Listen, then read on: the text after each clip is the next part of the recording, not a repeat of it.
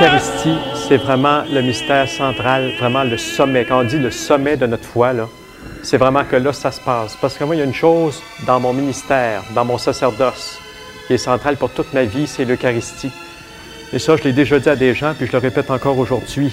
Si vous voulez résumer ma vie se résume par un mot. Depuis que j'ai été ordonné prêtre en 1994, c'est le mot Eucharistie.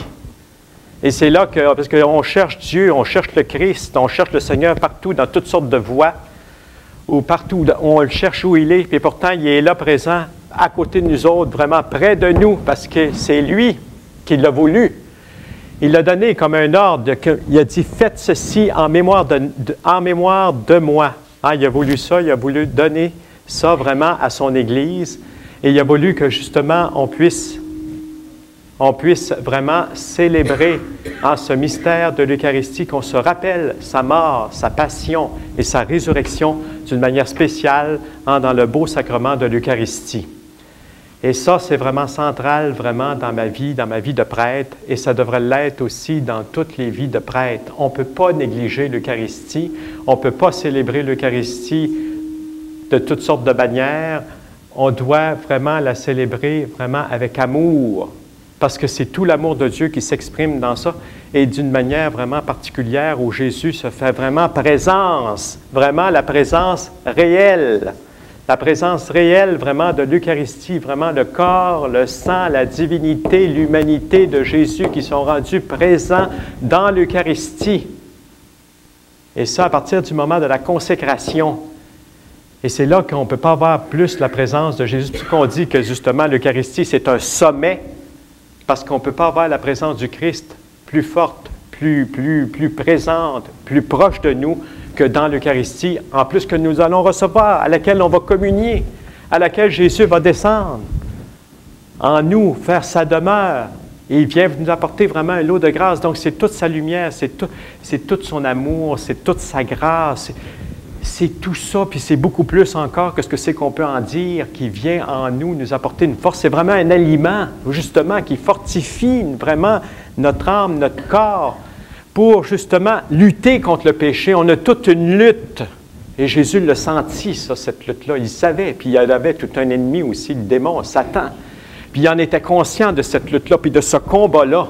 Et il n'a pas voulu que ses apôtres, que lui avait envoyés justement pour proclamer sa parole partout, dans le monde entier, qui partent avec l'aliment, l'aliment des anges, le pain des anges, le pain des forts, pour qu'ils soient fortifiés dans toutes leurs actions, puis que vraiment il y ait la présence de Dieu au cœur. Jésus qui a dit lui-même dans sa parole de ne pas s'inquiéter. Quand vous serez devant les juges aussi, ou ça, quand on vous amènera en prison, il dit de ne pas s'inquiéter de ce que c'est qu'on aura à dire, des paroles qu'on aura à prononcer, parce que l'Esprit Saint va venir, et c'est lui-même qui va vous donner les paroles à ce moment-là. Mais il ne veut même pas qu'on s'inquiète de ce que c'est qu'on va dire. Il ne veut même pas qu'on prépare notre défense, et il dit que ça va nous être donné sur le moment. Ça veut dire que c'est une grâce qui est donnée sur le moment-là, quand on les vit. C'est pas pas d'essayer de le préparer quand que ça sera, mais quand que ce sera le temps, quand on sera devant les faits, et Jésus sera là, l'Esprit Saint sera là, la vie du Christ est là, et toute la vie du Christ est dans l'Eucharistie. Puis c'est là, c'est l'aliment céleste dont on a besoin tous les jours. Moi, j'en ai besoin tous les jours. C'est bien sûr avec vos occupations, bien sûr, selon notre vocation, on n'a pas toujours la chance de pouvoir y participer. Mais si vous avez la chance d'y participer à tous les jours à l'Eucharistie, bien, allez-y, parce que c'est vraiment cette nourriture-là qui nous est nécessaire. Surtout, on en parlait, là, les temps, là, Frère Jean en a parlé, puis il va vous en parler encore au cours de la fin de semaine. Et quand on lit la vie des saints, parce que moi, je fais beaucoup de recherches là-dessus, là, sur la vie des saints, je donne beaucoup de conférences là-dessus. J'en connais pas de saints qui n'ont pas eu, à un moment donné ou à un autre, vraiment une grâce spéciale de l'Eucharistie. Comment qu'eux autres, leur première communion, ça a été une rencontre là, qui a marqué leur vie. Et qu'après ça, là, ça a été une ascension. Après ça, ça a été une constante ascension toujours vers le Seigneur. Et voyez-vous, c'est dans l'Eucharistie, elle nous rapproche à l'Eucharistie. Puis la Vierge Marie, voyez-vous, elle nous ramène toujours à l'Eucharistie, elle nous amène toujours au sacrement. Tout le temps. Dans toutes ces révélations, puis tout ça, à Fatima, puis les promesses, puis tout ça, ça nous ramène toujours au sacrement de l'Eucharistie, de la réconciliation. À Medjugorje, elle passe son temps à parler de la prière. La prière, puis elle nous ramène toujours, qu'est-ce qui est important? Le sommet, encore toujours la messe, puis la réconciliation. Si la réconciliation, ça marche bien là. S'il y a une place où c'est que ça marche bien, c'est à Medjugorje. Où c'est que c'est des filets, puis des filets, puis des filets devant les confessionnaux. Ça ne dérougit pas. Quand je suis allé, moi, en 96, célébrer mes 2 ans de sacerdoce, j'ai passé le jour de mon anniversaire de mon sacerdoce. J'ai passé à peu près entre 10 et 11 heures au confessionnal. Entre 10 et 11 heures au confessionnal. Donc, voyez-vous, si ça marche, il y a une place où c'est que ça marche, c'est là que ça marche. Donc, voyez-vous, la Vierge qui nous ramène à ça, à l'essentiel, parce que c'est là que la vie de Jésus il est. C'est là que Jésus il est. Et c'est là que Jésus manifeste toute sa gloire et toute sa puissance contre les forces de l'ennemi pour nous rendre purs, pour nous sanctifier, pour nous rendre forts, justement, dans le combat qu'on a à livrer. On a besoin de ces forces-là. Et voyez-vous, aujourd'hui, on délaisse ça, on délaisse tous ces sacrements-là, ou même le sacrement de l'Eucharistie, plusieurs ne sont pas prêts. Ils ne sont pas prêts. On vit en concubinage, on est divorcé, puis tout ça, puis toutes sortes de conditions comme ça. Moi, c'est pour ça que quand il y a des nouveaux groupes qui arrivent à la maison, je demande toujours une chose au confessionnal. Quel est votre état de vie? Ça m'en dit beaucoup. Ça m'en dit, j'ai un chum. Oui, mais qu'est-ce que vous voulez dire par là, un chum? Parce qu'il y en a 2 chums, c'est le mari, mais ils ne sont pas nécessairement mariés. Et à ce moment-là, oui, ils sont ensemble. Oui, on vient ensemble, puis ça va bien, ça va bien, ça va bien. Même s'ils sont prêts à vous défiler tous les péchés. Accepter que celui de l'adultère, ça, ils n'en parlent pas de celui-là. Pour eux autres, ce n'est pas un péché. Ils vivent ensemble, puis tout ça, puis c'est l'amour. Aimons-nous. Puis Jésus a dit, aimez-vous, puis aimez-vous, puis aimez-vous. Bien, ces personnes-là ne peuvent pas s'approcher de la table eucharistique avant d'être réconciliées dans le sacrement du pardon. Et ça, c'est clair. C'est clair et net. C'est précis. Il n'y a pas d'Ahu puis Adia d'un côté puis de l'autre. C'est clair et net. On ne peut pas s'approcher du sacrement de l'Eucharistie avant d'avoir passé au sacrement de la réconciliation quand on vit dans ces états-là. Et ça, je tiens à le préciser et à le dire parce que ce n'est pas clair dans la tête des gens. Ce n'est pas une question qu'on est dur puis qu'on ne veut pas pardonner puis qu'on ne veut pas faire miséricorde. Même Saint Paul en parle. Il dit « sonde ton cœur. Celui qui mange et boit le corps et le sang mange sa propre condamnation. » C'est Saint Paul qui dit ça. Moi, j'aime ça, des paroles comme ça. Au moins, c'est clair, c'est précis, tu sais où c'est que tu t'en vas, ça ne rentre pas dans le manche.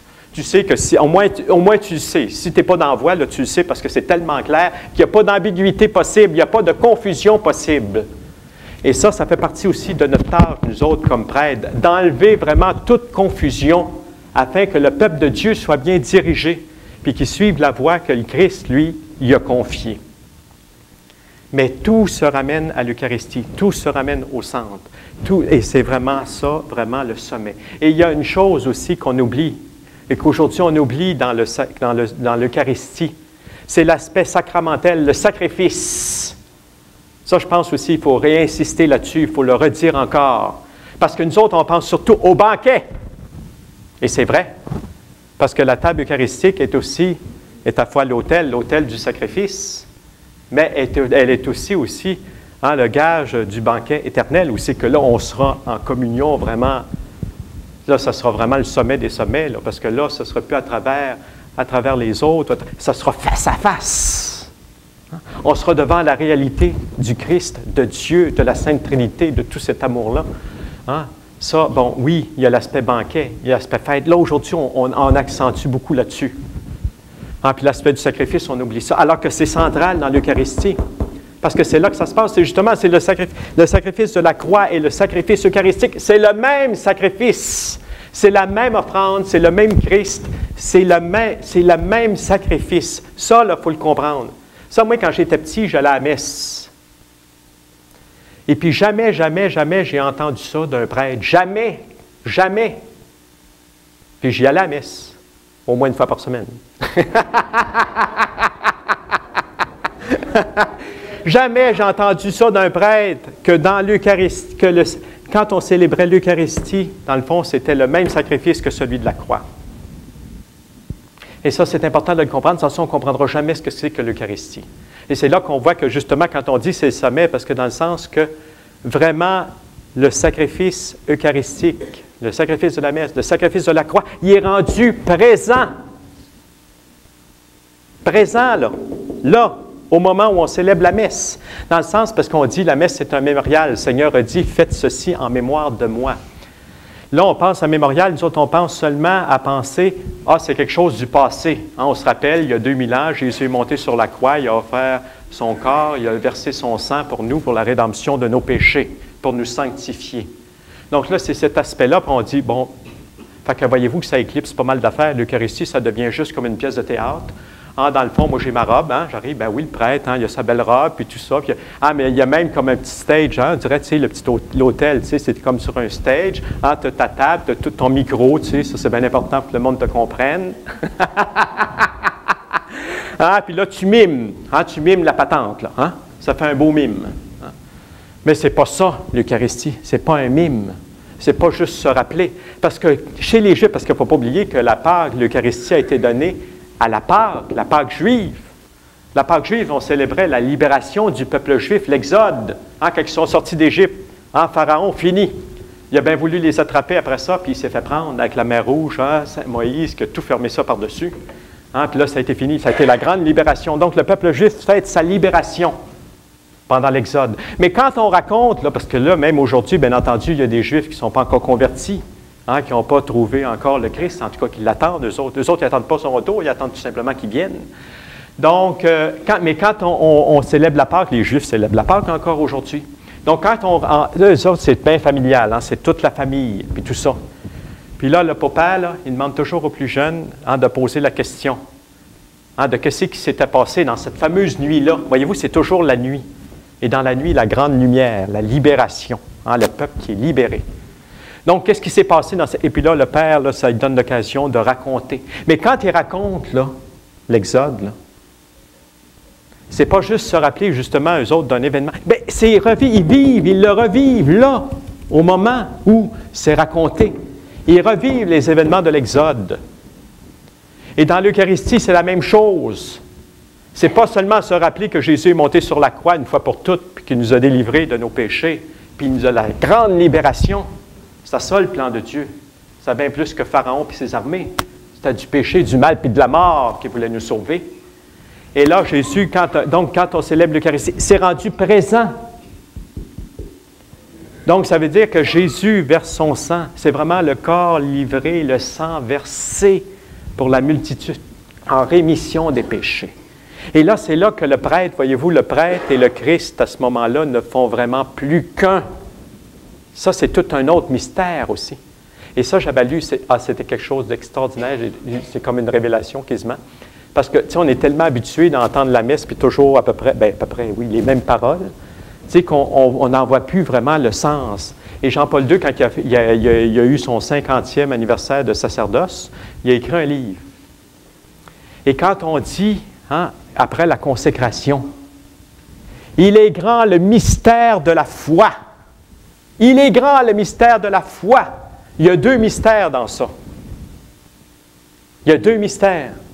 D'abord, Jésus qui descend dans le sens que le pain et le vin deviennent vraiment le corps et le sang du Christ. Mais l'autre mystère, c'est le prêtre qui permet que justement le corps et le sang, que le pain et le vin deviennent vraiment le corps et le sang. Et justement, c'est ça que je vous dis, cette grande intimité-là, le prêtre devient vraiment un avec le Christ, dans le sens que c'est plus le prêtre, c'est plus l'homme. C'est plus Robert Gagné, là. C'est le Christ qui est à l'autel. Le Christ est à la fois le prêtre, l'autel et le sacrifice, l'offrande. Le Christ, vous avez déjà entendu ça, le Christ est à la fois le prêtre, l'autel et le sacrifice. Et à ce moment-là, parce que le prêtre dit, « Ceci est mon corps ». Je ne sais pas si vous avez fait attention déjà. Il ne démontre pas le corps du Christ, il ne dit pas, « Voici le corps du Christ », parce que là, ça serait comme en dehors de lui. Mais pour signifier justement que le Christ et le prêtre ne font plus qu'un. Le prêtre dit bien au moment de la consécration, « Ceci est mon corps ». Je ne sais pas si vous imaginez ce que ça peut signifier là, de profond puis de grand. C'est pas pour rien qu'après on dit « Il est grand, grand, le mystère de la foi ». Et le prêtre dit après ça « Ceci est mon sang ». Pas « Voici le sang ». Ceci est mon sang. Et voyez-vous que là, il n'y a plus d'espace là, entre le prêtre et le Christ, il n'y en a plus. C'est le Christ. Et c'est pour ça qu'il n'y aura pas personne. Ce n'est pas pour me rendre meilleur ou plus fort ou plus grand ou meilleur. Mais il n'y a personne qui peut remplacer le prêtre. On ne peut pas remplacer le prêtre. Et le prêtre ne se remplacera pas. Et si vous pensez pouvoir bâtir une église sans prêtre, vous vous trompez. Vous êtes dans l'erreur. Et ça, c'est un grand qui a dit ça, un grand batailleur, missionnaire, en tout cas tout ce que vous voulez, un vrai de la foi. C'est Jean Vanier qui a dit ça. Jean Vanier, pourtant, c'est un laïc engagé au bout, au coton. Coton. Ah, c'est bien lui. Et c'est lui qui a dit, vous voulez bâtir une église sans prêtre? Vous vous trompez. Vous êtes dans l'erreur. Non, le prêtre ne peut pas être remplacé. C'est pour ça qu'il faut prier pour les vocations. C'est pour ça que le Seigneur, on l'entend souvent, cette parole-là, prier pour les ouvriers qui envoient des ouvriers à sa moisson. On dirait qu'on est rendu, nous autres défaitistes, là, puis on est rendu que là, bon, ben, coudonc, les laïcs, vous allez vous arranger. Hein, vous allez vous arranger. Oui, mais vous arranger, mais ce ne sera pas les sacrements. Ne pensez pas que ce sera les sacrements. Parce que quand il n'y en aura plus de prêtre, qui va vous donner le pardon de Dieu? Qui va offrir le sang du Christ, le corps et le sang du Christ? Qui? Ou qui va prendre la place du Christ? Ou qui va vouloir s'avancer pour s'offrir, pour apaiser la colère de Dieu? Ou pour que Dieu, justement, fasse descendre sur son peuple sa miséricorde, sa grâce et sa lumière? Qui d'entre nous? Et c'est pour ça que le sacerdoce est indispensable. Je ne me considère pas comme une personne indispensable. Moi, quand je vais partir, il y en aura d'autres qui vont faire mieux, puis peut-être encore meilleur. Je ne suis pas indispensable. Mais le sacerdoce, par exemple, dans l'Église, lui, on en a besoin. Et voyez-vous pourquoi que l'Eucharistie, pourquoi le sacerdoce, pourquoi le prêtre, justement, est tellement piétiné? Pourquoi qu'on tente tellement de l'écraser? Parce que tout ça est relié à la croix. Et la croix, on n'en veut pas. Tout ça est relié à la croix du Christ. C'est pour ça que ce sacrement-là, voyez-vous, ça nous rappelle les belles paroles de Jésus. Jean chapitre 6. Si vous voulez avoir un chapitre, si vous allez avoir quelque chose sur l'Eucharistie dans la Bible, dans l'Évangile, c'est le fameux sermon, sermon, ou en tout cas, oui, sermon. En tout cas, c'est le mot que j'ai dans le crâne un matin, à 8h49. Donc, si vous voulez, ce que le Seigneur a donné dans la synagogue de Capharnaüm, Jean chapitre 6, sur le pain de vie. Quand il a dit, là, tu sais, qu'il était pour donner sa chair à manger, là, ouf! Là, il y en a qui ont dit, ah non, là, ces paroles sont trop fortes, là, c'est trop. Puis il y en a une gang qui sont partis parmi ses disciples. Je ne parle pas des apôtres, je parle des disciples, parce qu'il y en a plusieurs après ça qui ont suivi Jésus, à part des apôtres, les 12. Et puis là, parmi les 12, le Seigneur se revire vers les 12.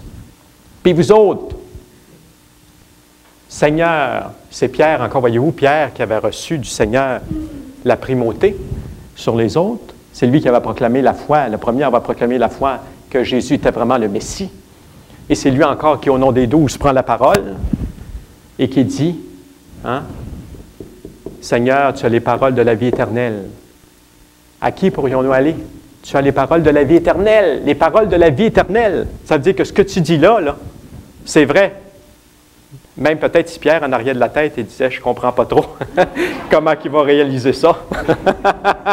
Ben oui, il n'était pas rendu à Pâques encore. Jésus n'avait pas fait le repas pascal. C'était pas fait encore. Même s'il y avait peut-être une arrière-pensée en disant, ça c'est par après. Sur le coup, c'est l'Esprit Saint qui a parlé encore, par Pierre, qui a dit, hey, Seigneur, à qui pourrions-nous aller? Tu as les paroles de la vie éternelle. Donc, on l'a dit, nous croyons vraiment en toi. Puis ce que tu dis là, oui, c'est vrai.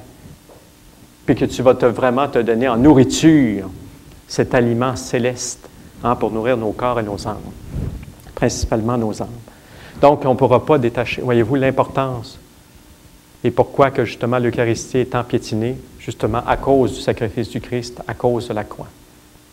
Et la croix, comment dans toutes les années de l'Église, c'est 2000 ans d'Église, comment que la croix a été blasphémée, puis tout ça, puis tout ce que vous voudrez. Puis l'Eucharistie, c'est la même chose parce que les deux sont liés. Puis en même temps, voyez-vous, le prêtre. Et tout ça, voyez-vous, est donné dans la fameuse nuit de Pâques, la veille de sa passion. C'est pour ça, voyez-vous, que tout ça, c'est lié ensemble. Le sacerdoce, l'Eucharistie, la croix, c'est tout ça lié ensemble. Puis ça ne peut pas être détaché. C'est vraiment lié ensemble. Ça ne peut pas. Puis pour en comprendre le sens, c'est tout ça. Puis en même temps, c'est tout merveilleux. Parce que j'ai découvert une autre affaire. Jésus, tu sais, il nous permet tranquillement de découvrir certaines petites choses. Hein, il nous permet ça.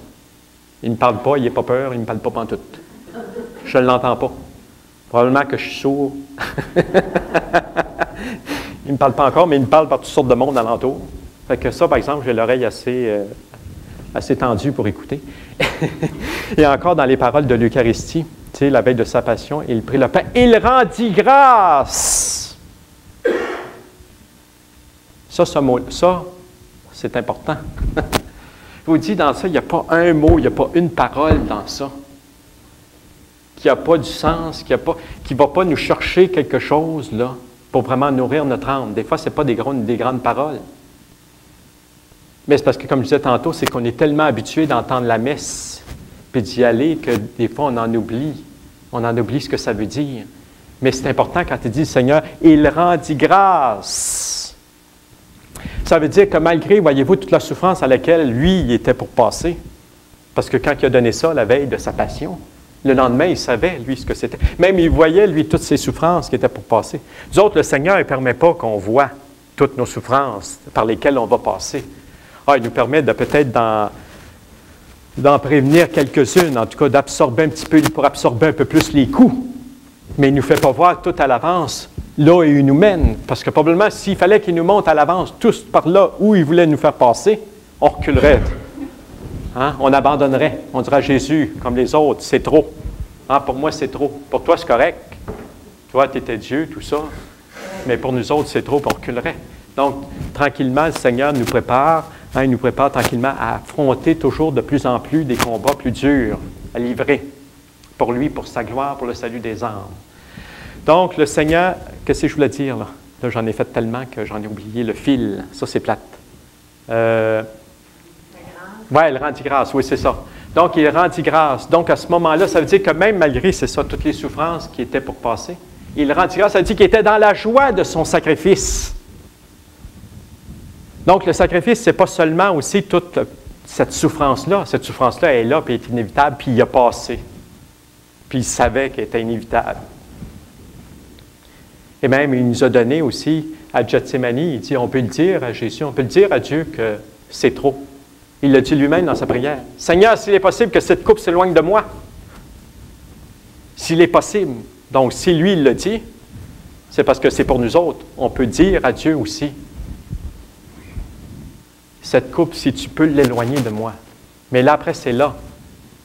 Non pas ma volonté, mais la tienne. Et Jésus, malgré toute cette souffrance-là à laquelle il devait passer, il a accepté, lui.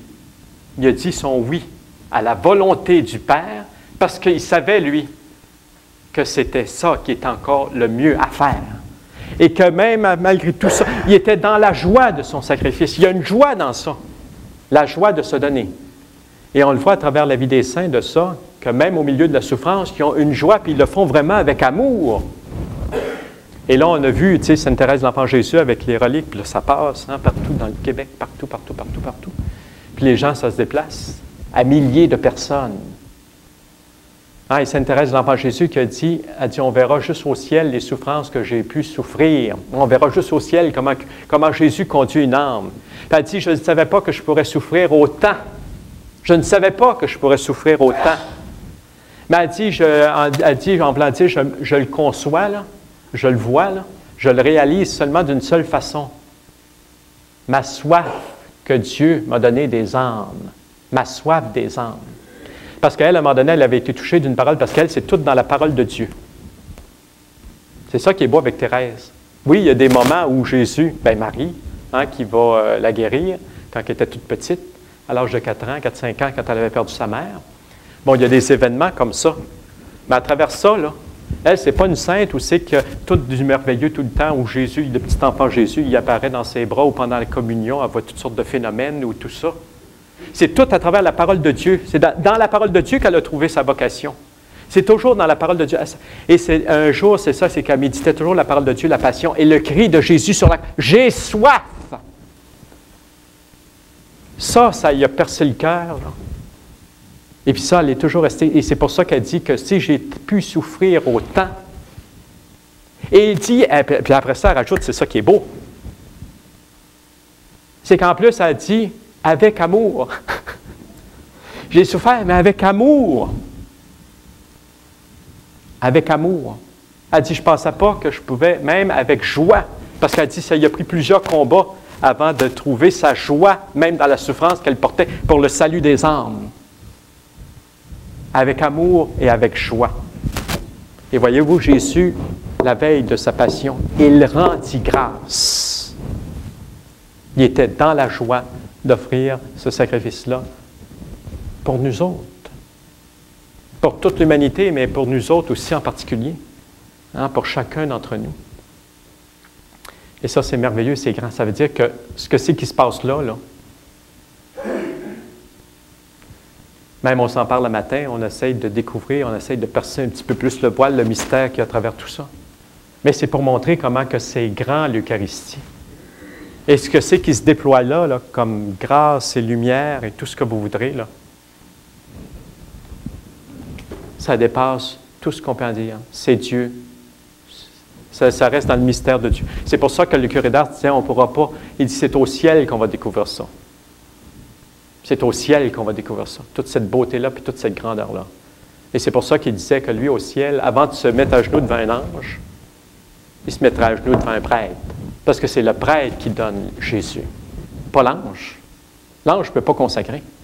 Ah, l'ange, oui, il était déjà intervenu, il a apporté l'Eucharistie, on le voit dans la vie des anges. Il y en a qui ont été communiés par des anges. Bien, même à Fatima, les petits-enfants, c'est l'ange qui est arrivé avec le calice puis l'hostie.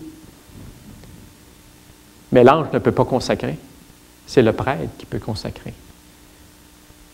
Donc, ça rend toute une valeur, justement, à la messe. Donc, ça veut dire que si on rentre vraiment dans ce mystère vraiment de la rédemption, puis en même temps, il y a une chose aussi, il y a un autre mot qui m'est retenu dans l'enseignement que je préparais, l'intercession. L'intercession. Jésus qui essaie d'intercéder pour nous. Donc, à la messe, il intercède pour nous. On a un intercesseur, on a un défenseur auprès de nous, le Christ, seul médiateur entre Dieu et les hommes. Oui, mais on est appelé, on n'est pas en dehors de ça, là. L'Eucharistie, c'est aussi notre vie, c'est aussi la vôtre.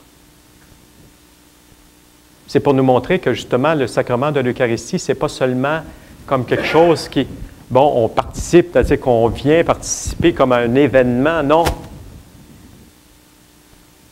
L'Eucharistie aussi, c'est notre vie, parce que ce qui est offert, là, du sacrifice du Christ, oui, c'est le Christ, oui, c'est le prêtre, mais c'est aussi tout le corps, c'est l'Église, mais c'est aussi le corps. L'Église, c'est le corps, mais c'est chacun des membres du corps aussi qui sont offerts.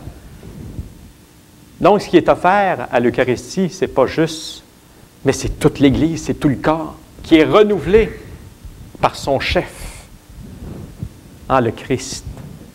Parce que le sang du Christ nous purifie. La vie du Christ nous fortifie, nous rend beau, un beau cœur, une belle âme, pure, toute joyeuse, toute contente, de vivre, d'aimer, de partager, de se réconcilier, de vivre son combat. Toujours dans l'espérance, justement, de ce banquet éternel où c'est que là, on sera vraiment réunis, vraiment avec lui. Mais le mot intercession, donc on intercède. Et la patène du prêtre, au moment de l'offertoire, quand on amène le pain et le vin, dans le fond, c'est toute notre vie, c'est toute notre souffrance, c'est tout du monde entier, de l'univers entier. Donc, la patène est lourde, là. C'est toutes nos intentions, c'est toute notre vie qui est là, présente. Donc, avec l'offrande, parce que quand Saint Paul il parle du corps du Christ, il dit c'est le Christ qui est la tête. Mais la tête, pas sans un corps, c'est pas sans ses membres. Donc, c'est pour ça qu'on dit que ce qui est offert aussi, c'est le corps, mais c'est aussi les membres avec. Donc, c'est tous nous autres, c'est toute notre vie qui est offerte à Dieu le Père. Donc, c'est une prière, ça, qui s'en va directement au Père. C'est le sacrifice qui plaît le plus à Dieu. C'est le sacrifice de son Fils. Donc, ça veut dire que tout ce qu'on y dépose sur la patène, tout ce qu'on dépose d'intention sur la patène, ça s'en va directement au Père du ciel, à notre Père du ciel. Ça s'en va directement à lui. On pourrait dire qu'il n'y a plus d'intermédiaire. Ça s'en va directement au Père, dans le sacrifice qui lui plaît. Ça veut dire qu'il ne peut pas nous refuser. Dans l'Eucharistie, le Seigneur ne peut rien nous refuser.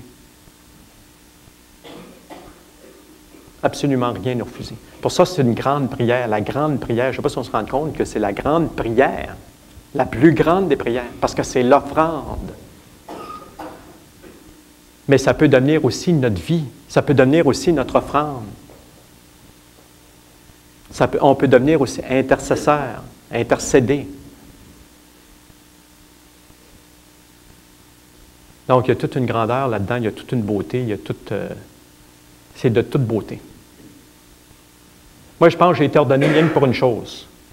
Ou bien même si j'avais été ordonné pour une chose, l'Eucharistie, c'est ça ma vie.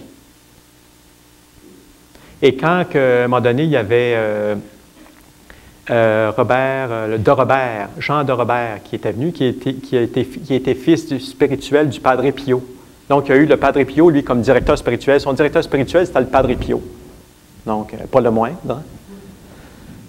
Et qui est venu donner son témoignage ici de comment il avait rencontré le Padre Pio, puis tout ça, puis tatati, puis tatata. Ouais, juste une petite parenthèse. À un moment donné, il était au confessionnal avec le Padre Pio. Et puis le Padre Pio, il demande s'il croit aux anges. Hein, il dit, crois-tu aux anges? Fait que l'autre, il dit, tu sais, il avait l'air à branler dans le manche pas mal. Le Padre Pio, il donne une belle paire de gifles. Pif! Oui! En prime? Une belle paire de gifles. Voulant dire, parce que lui, il voyait son ange. Padre Pio voyait son ange. Et à la suite de ça, il a vu dans l'œil du Padre Pio l'image de son ange qui se reflétait.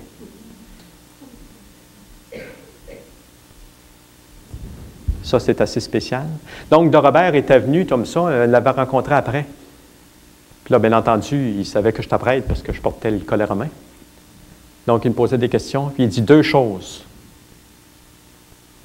L'autel et le confessionnal. C'est ça qu'il me dit. L'autel et le confessionnal. C'est là que ça se passe. C'est là le sacerdoce. Sinon, parce que si, sous prétexte d'évangélisation, tu sais, je parle de nous autres, les prêtres, là, sous prétexte d'évangélisation, là, on va se mêler au monde. Et puis là, sous prétexte d'évangélisation, bien là, on va négliger les sacrements. On négligerait les sacrements. Là, on n'accomplit plus du tout notre mission. On s'éloigne de notre mission.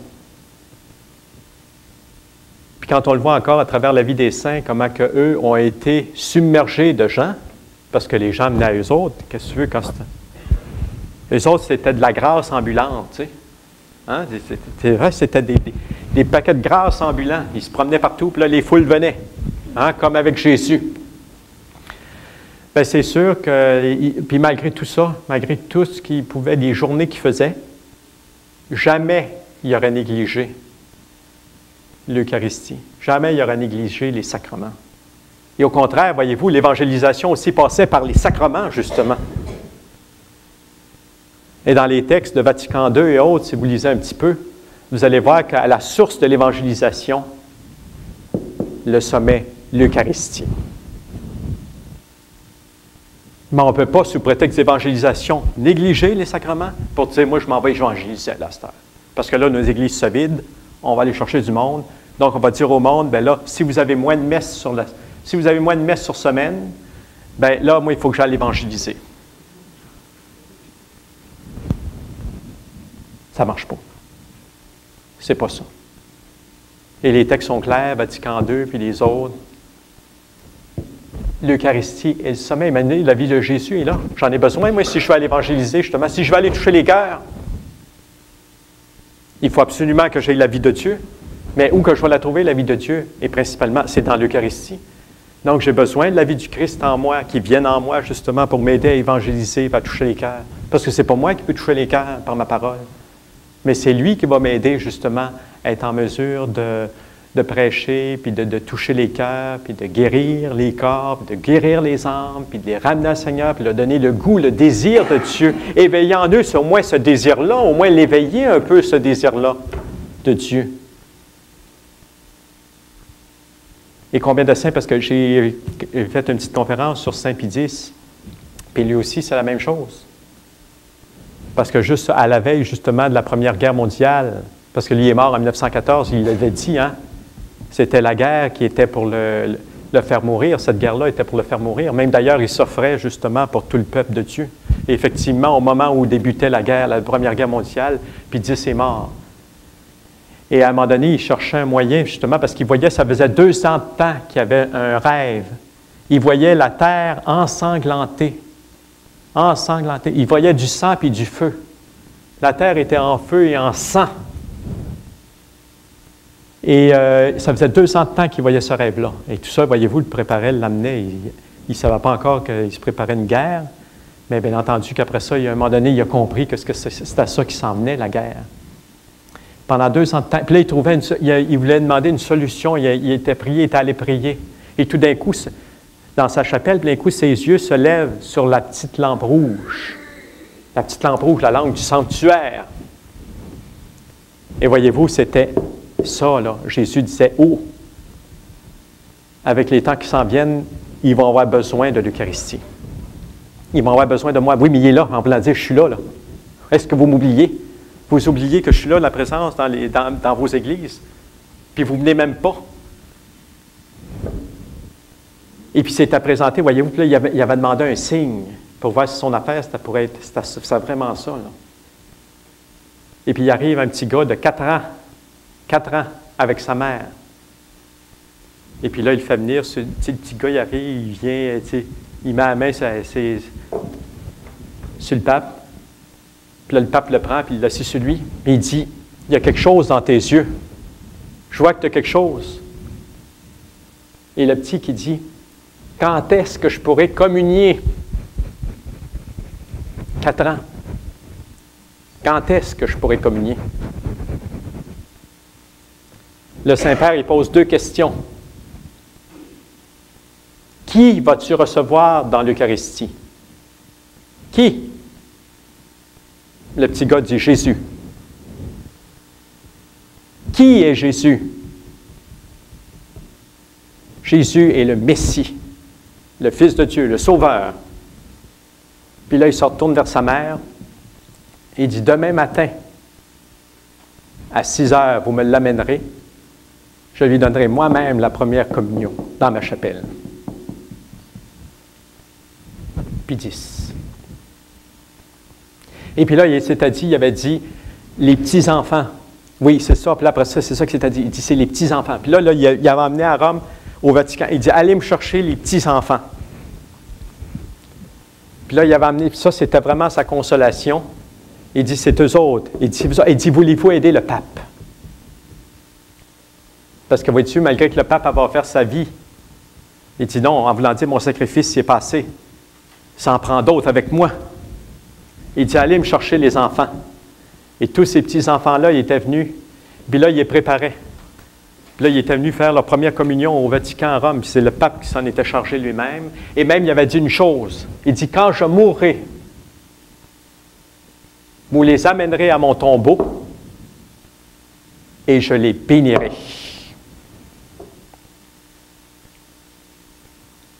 Bien, voyez-vous, l'Eucharistie. Parce qu'il dit, c'est avec Jésus dans le cœur qu'ils vont être en mesure, eux autres aussi, de sauver le monde. Parce que c'est le sacrifice du Christ qui sauve le monde.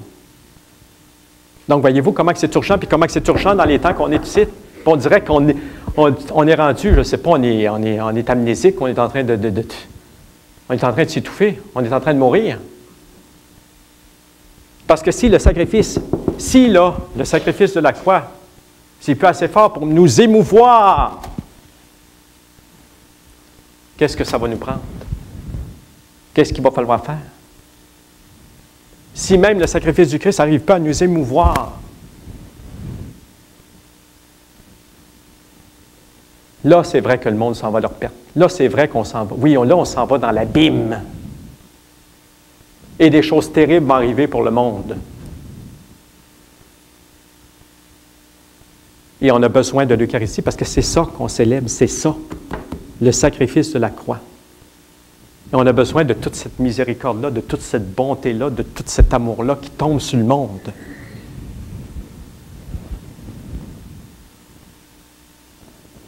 Et ça, c'est au cœur de notre vie, et c'est au cœur de ma vie, et c'est ma vie. Donc, il y a beaucoup de faits comme ça, j'en ai ramassé. Ah oui, puis il y a une chose ici, c'est tellement bon. Je l'ai faite. La fameuse petite goutte d'eau, tu sais, la petite goutte d'eau là, qu'on met dans le calice, le prêtre qui met.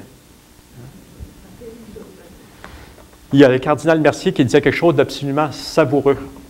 Il dit, je suis, le cardinal Mercier, je suis la petite goutte d'eau qui absorbe le vin de la messe. Je suis la petite goutte qui absorbe le vin de la messe. Et le vin de la messe devient le sang de l'homme-dieu. Et l'homme-dieu est consubstantiellement uni à la très sainte Trinité. Ainsi, la petite goutte d'eau est emportée dans le fleuve de vie de la très sainte Trinité. Ainsi, la petite goutte d'eau est emportée dans le fleuve de vie de la très sainte Trinité. Il dit, je suis la petite goutte d'eau. Puis là, il rajoute, sera-t-elle jamais assez pure, la petite goutte d'eau, assez limpide, assez transparente, la petite goutte d'eau, destinée à participer au saint sacrifice de la messe? Sera-t-elle jamais assez pure, assez limpide, assez transparente, la petite goutte d'eau, destinée à participer au saint sacrifice de la messe? On est emporté dans le fleuve de vie de la très sainte Trinité. Je suis absorbé dans le vin qui devienne le sang du Christ, le sang de l'homme-dieu, consubstantiel à la Trinité, c'est-à-dire Dieu, vraiment Dieu. Je suis entraîné en Dieu, dans tout l'amour de Dieu, dans toute la vie de Dieu, dans l'Eucharistie. Donc ça, c'est ce qui en fait encore toute sa grandeur, puis vraiment toute sa richesse. C'est pour ça qu'on ne peut pas... Oh non, on ne peut pas. On ne peut pas négliger ça. On ne peut pas dire la messe, c'est plate. Si on dit que la messe, c'est plate, c'est parce qu'on n'a jamais rien compris. Mais il y a une chose là-dessus, par exemple, que je veux dire au monde qui m'écouteront peut-être à travers les cassettes. Pour moi, le sacrifice de la messe, ça ne sera jamais un show. Si vous pensez de faire un show avec la messe, moi, non. Vous ne m'aurez pas pantoute. Pantoute! M'avez-vous entendu? Me voyez-vous? Là, on est rendu qu'on met des danseuses, OK, ils vont dire, bon, l'histoire de ballet, puis de tout ce que vous voudrez, puis des chorégraphies, puis tout ça, puis là encore. Mais voyez-vous, on s'éloigne de l'essentiel. L'essentiel, c'est pas ça. L'Eucharistie, c'est un drame. Le drame de la croix. Puis nous autres, on abrise ça avec toutes sortes d'affaires. Mais on ne se focus pas pantoute sur l'essentiel. On ne revient jamais à Jésus. C'est lui, là, qui s'offre. C'est lui qui verse son sang. C'est lui qui livre son corps. Puis là, on en fait des shows. Puis là, on habitue le monde à venir à un show. Puis là, après ça, la messe, quand on va ailleurs, parce qu'on n'a pas eu notre show, là, on trouve ça plate.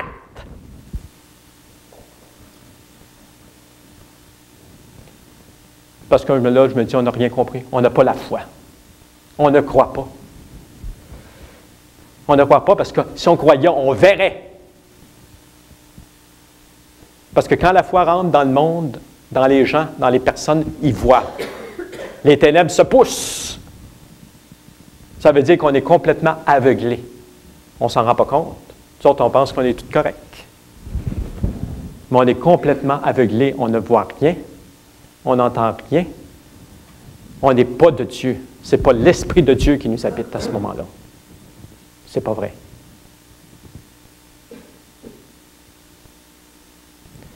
Et j'avais préparé aussi, il y a des petits faits aussi. Bien, ça, c'est sûr que l'Eucharistie, on pourra en dire, puis on pourra en dire, puis on pourra en dire. Juste une petite phrase, justement, en parlant de l'évangélisation puis de l'Eucharistie, le lien qu'il y a. C'est saint Ambroise qui disait ça. Le sacrifice eucharistique, source et sommet de toute la vie chrétienne, est au cœur de la liturgie, sommet auquel tend l'action de l'Église et en même temps source d'où découle toute sa vertu. L'Eucharistie apparaît comme la source et le sommet de toute évangélisation. Voyez-vous, même ça, même l'évangélisation. L'Eucharistie est là. Donc, on ne pourra pas s'en passer. Mais il y a des petits faits aussi, parce que quand on pense à l'Eucharistie, les signes eucharistiques, on pense souvent à l'Anciano, le grand miracle de l'Anciano, c'est que le prêtre qui croyait plus ou moins justement à ce qu'il célébrait, puis là, tout d'un coup, quand il a consacré, là, lui, il s'est rendu compte que c'était vraiment plus le pain et le vin, là. C'est vraiment le corps et le sang, parce que le pain est devenu de la chair. Même pas n'importe quelle partie du cœur, quand ils en ont fait l'analyse, même dans les années 70. Mais vivant, c'est ça. Puis ça a été fait au 7e siècle. Ça veut dire 13 siècles plus tard, on faisait des analyses là-dessus en 1970 et 71. Et puis c'était encore vivant. Parce que justement, pour nous signifier, Jésus veut nous signifier qu'à travers l'Eucharistie, c'est au vivant qu'on communie. Ce n'est pas un mort, c'est un vivant qui nous donne la vie.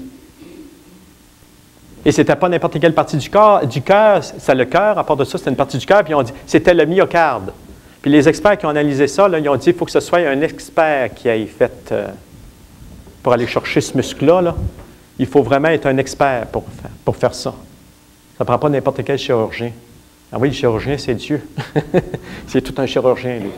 Puis c'était le myocarde. Le myocarde, c'est le muscle par lequel, justement, le sang circule dans tout le corps. Tandis que la vie, parce que si le cœur ne pompe plus, vous allez voir qu'il ne vous en restera pas plus longtemps à vivre. On a besoin de ça. Donc, voyez-vous, le muscle. Puis en plus, il y avait le sang qui s'est coagulé. Il s'est coagulé en différentes parties, mais chaque partie étant de grosseur différente. Et quand on a pesé le tout de ces parties-là a donné un poids, X. Mais quand on pesait chacune des parties séparément, chacune des parties pesait le poids de l'ensemble. Qu'est-ce que ça veut dire?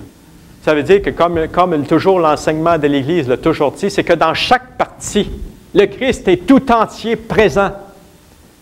Même si l'Eucharistie, la grosse hostie que le prêtre a, même si on se la couperait là on est 55 à peu près, 55, 60 personnes le matin, même si je la couperais en 60 parties, ce n'est pas 1/60e de Jésus qu'on va recevoir.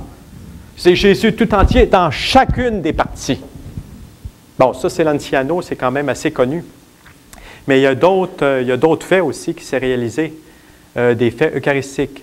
Peut-être pas de cette nature-là, mais il y en a comme une belle, la petite Lie. La petite Lie, c'était en Chine, ça, dans le temps des communistes, puis tout ça. Puis là, ils sont arrivés dans un village, puis là, bien entendu que le communisme puis la religion, ça ne marchait pas bien fort ensemble. Et il était rentré dans l'église, et il avait profané, il avait ouvert le tabernacle, et il avait tout saccagé, tout mis les hosties par terre, puis tout ça. Et puis là, il y avait un missionnaire qu'on avait caché, justement, pour le préserver, pour pas qu'il se fasse tuer. Puis lui, il avait été témoin de tout ça. Il avait vu ça. Et puis là, on avait bien interdit qu'il n'y ait plus aucun rassemblement, plus de culte, plus d'Eucharistie, plus rien. Puis la petite fille de 5-6 ans, qui avait eu, elle, a fait sa première communion. Elle avait besoin du Christ. Toutes les hosties qui étaient restées à terre quand les soldats sont partis, elle, à chaque journée, elle n'a pas pris les 10 ou 15 ou 20 hosties qui étaient partis. À chaque jour, elle amenait, avec sa petite langue, elle venait chercher Jésus. Jusqu'à la dernière, voyez-vous, Dieu a permis ça, jusqu'à la dernière. Et quand la dernière hostie a été consommée par elle, il y a un des communistes qui est arrivé, il a tiré une balle dans la tête. Elle est morte, martyre de l'Eucharistie. Un peu comme saint Tarcisius. Tu sais, saint Tarcisius qui a voulu préserver, tu sais, le prêtre qui avait confié au début du siècle de l'Église, il avait confié pour aller communier, pour aller donner la communion aux malades. Le prêtre l'avait tout préparé, tout ça, puis tu sais, il était un jeune, puis tout ça, puis il était parti avec Jésus sur lui. Et puis là, tout d'un coup, sur son chemin, il rencontre une bande de jeunes. Et puis là, il demandait bien qu'est-ce qu'il y avait sur lui, comme ça, qu'est-ce qui pressait sur lui, dans sa main, sur son cœur. Puis là, lui, il ne voulait pas répondre. Puis là, en même temps, dans sa tête, il disait, Jésus, si tu pourrais les chipper, que je puisse poursuivre mon chemin. Et puis là, de plus en plus, il insistait, puis là, ils ont encerclé les jeunes. Et puis là, ils ont commencé à le frapper, tellement le frapper, que lui aussi, il en est mort. Mais ils n'ont jamais été capables d'y enlever l'hostie. Jamais été capables. Sa main, là, était tellement collée sur le... Ils n'ont jamais été capables. Et puis là, le prêtre, après la messe, il est sorti, lui, par le même chemin qu'à peu près avait pris saint Tarcisius. Et puis là, quand il est passé, il s'est bien rendu compte. Et puis là, il se demandait qu'est-ce qui s'était passé avec l'Eucharistie, quand il a vu Tarcisius qui était là. Et puis là, il avait toujours sa main crispée sur lui. Personne n'était capable d'y enlever la main. Sauf que quand le prêtre a tendu la main, sa main s'est ouverte d'elle-même. Et on dit, l'hostie était blanche, d'une blancheur, là. C'était de toute beauté à voir. Et c'est seulement le prêtre qui a pu prendre l'hostie. Voyez-vous encore le lien? Il nous montre aussi le lien entre l'Eucharistie et le prêtre. Et il y avait une petite histoire dans ça, un peu semblable à ça. C'était une religieuse. Elle aimait beaucoup l'Eucharistie, puis toute sa vie, tu sais, c'était l'Eucharistie, puis elle avait vécu, même, je pense, elle vivait la passion aussi du Christ, etc. Puis à la fin de sa vie, elle était très malade, même assez malade qu'elle ne va prendre aucun aliment, même pas l'Eucharistie. Ça, c'était tout un sacrifice là, que le bon Dieu lui demandait là. Elle n'était même pas capable de supporter même l'hostie. D'habitude, ils sont capables de supporter seulement l'hostie, justement, puis toutes les autres non. Mais là, elle s'était rendue qu'elle n'était même pas. Donc, elle avait demandé à la fin, tu sais, était vraiment sur la fin, toute extrémité, était toujours au lit. Elle avait demandé au moins au prêtre qui amène l'hostie. Au moins, tu sais, ça ne pouvait pas communier, au moins qui amène l'hostie. Fait que le prêtre était venu, puis sur elle, il avait étendu le corporal, sur elle. Puis il avait déposé l'hostie sur elle. Et puis ce qui s'est passé, c'est que le prêtre s'est comme retourné pour aller, et puis en se retournant, l'hostie était disparue. L'hostie était disparue. Et elle est morte comme ça. Elle est morte comme ça. Et quand les religieuses ont fait sa toilette funéraire, ils se sont rendus compte, sur elle était imprégnée, à l'endroit même où le prêtre avait déposé l'hostie, sur elle était imprégnée l'hostie avec la face de Jésus. Dessus. Et il y a un autre petit fait, c'est tellement beau ça. Une jeune fille qui est en communauté, et puis tout ça, mais là, elle n'avait pas fait encore sa première communion. Mais là, elle avait entendu la messe, en voulant dire, « Aie confiance dans le Seigneur ». Puis tout ça, puis toutes des paroles. Puis demandez, vous recevrez. C'était tout ça, les paroles qui... Fait que là, elle était toute fervente. Puis là, elle demandait au Seigneur de vouloir communier. Puis là, tu sais, mais elle n'avait pas fait sa première communion. Donc, quand toutes les religieuses ont communié, mais elle n'a pas pu s'avancer, elle n'avait pas fait sa première communion. Mais elle avait toujours l'espérance à cause des paroles de l'Évangile, puis de la Sainte Messe, qui l'amenait à la confiance, puis à demander, puis vous recevrez. Donc, toutes les religieuses étaient sorties de l'église, de la chapelle. Et puis là, eux autres, ils se préparaient pour le repas. Et là, on dit, « Oh, la novice, où est-ce qu'elle est? » Et puis là, tout d'un coup, on envoie une religieuse pour aller voir. Et puis elle était à la chapelle, en extase. Il y avait une hostie, à peu près à la hauteur du tabernacle, qui était au-dessus du tabernacle, qui était là, suspendue. Et là, elle était en extase devant l'hostie. Et là, on a fait venir toute... Bien entendu que là, on a fait devant un prodige comme ça, on a fait venir toute la communauté. Et le prêtre s'est préparé, il a mis son surplis, puis son étole, et il a amené la patène. Et il est venu s'agenouiller à côté de la jeune fille. Et quand il s'est agenouillé à côté de la jeune fille, l'hostie est descendue sur la patène. Et là, bien entendu, qu'il a compris que le Seigneur voulait vraiment qu'elle communie.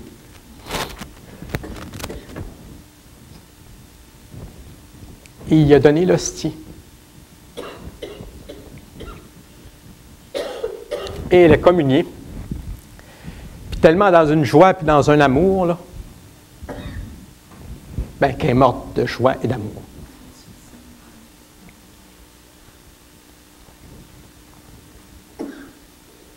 Donc ça, c'en est d'autres faits eucharistiques. Et aussi dans la vie aussi de plusieurs, aussi, on voit souvent, ils vont voir Jésus dans l'Eucharistie. Ça, c'est souvent que ça arrive, là, à plusieurs saints que ça arrive comme ça. L'enfant Jésus, ils vont voir l'enfant Jésus. ils vont contempler l'hostie, puis c'est l'enfant Jésus qu'ils vont voir. Et souvent, la Vierge Marie, bien entendu, quand l'enfant Jésus est là, souvent, la maman n'est pas loin. Sainte Gertrude. En tout cas, ça, c'est beau. Bon, oui, ça. Ah oui. Là, oui, ça, c'est bon aussi. Juste une petite affaire, on va essayer de finir assez vite. Sainte Catherine de Sienne. Donc, elle aussi, elle a vécu une vie quand même assez spéciale. Encore là, elle aussi, c'est l'amour de l'Eucharistie. C'était là bien présent. Et un jour, qu'elle était assez malade, était très malade. Et puis, il y avait une des religieuses qui avait été avertir le prêtre que Sainte Catherine n'était pas en mesure de communier aujourd'hui. Mais ce qu'ils ne savaient pas, eux autres, c'est qu'elle était en arrière, Sainte Catherine de Sienne était là, assistée à la messe, était complètement en arrière dans l'église. Et puis elle avait bien averti le prêtre avant la messe que Sainte Catherine de Sienne n'était pas. Donc, parce que la religieuse ne l'a pas qu'à communier. Fait qu'elle, dans son cœur, mais eux autres, c'est les saints, eux autres, ils ne s'énervent pas avec toutes ces patentes-là. Bon, OK, ça, c'est la volonté des hommes. OK, mais la volonté de Dieu, c'est autre chose. Fait qu'elle, elle se tourne vers le juste juge, vers Jésus. Puis là, elle dit dans sa prière, elle dit à Jésus, elle dit, oui, moi, je veux communier. Moi, je veux communier, puis en voulant dire, amène-moi l'hostie. Bien, le prêtre, quand il a rompu le pain, il a rompu le pain, puis il a rompu 2 autres morceaux. Donc, ça faisait 3 morceaux sur la patène. Puis là, on fait toujours des prières, nous autres, pendant ce temps-là, puis tout ça, pendant qu'on chante l'agneau de Dieu. Puis là, tout d'un coup, ses yeux se lèvent sur la patène. Il y avait un 3e morceau. Le 3e morceau a disparu. Puis il ne savait pas où c'est qu'il était. Eh bien, c'était Jésus lui-même qui avait amené l'hostie, puis il avait fait communier Sainte Catherine de Sienne. Voyez-vous la volonté de Dieu. Eux autres, c'est ça, c'est qu'ils se retournent tout le temps, constamment vers Dieu. C'est tout le temps vers ça. Il y a un autre petit fait, un dernier, là. Je vous le promets. On n'a pas le droit de mentir quand on est prêtre. Voyons donc. Oui, ça a été publié ça, dans l'Osservatore Romano en date du 16 décembre 1954. Et c'est la mère supérieure du Carmel. En tout cas, c'est encore au Japon, ça, quelque chose dans ce genre-là. Parce que le nom, c'est de Buichu. Connaissez-vous Buichu? La ville de Buichu. Tu sais, c'est juste à côté de Buicha.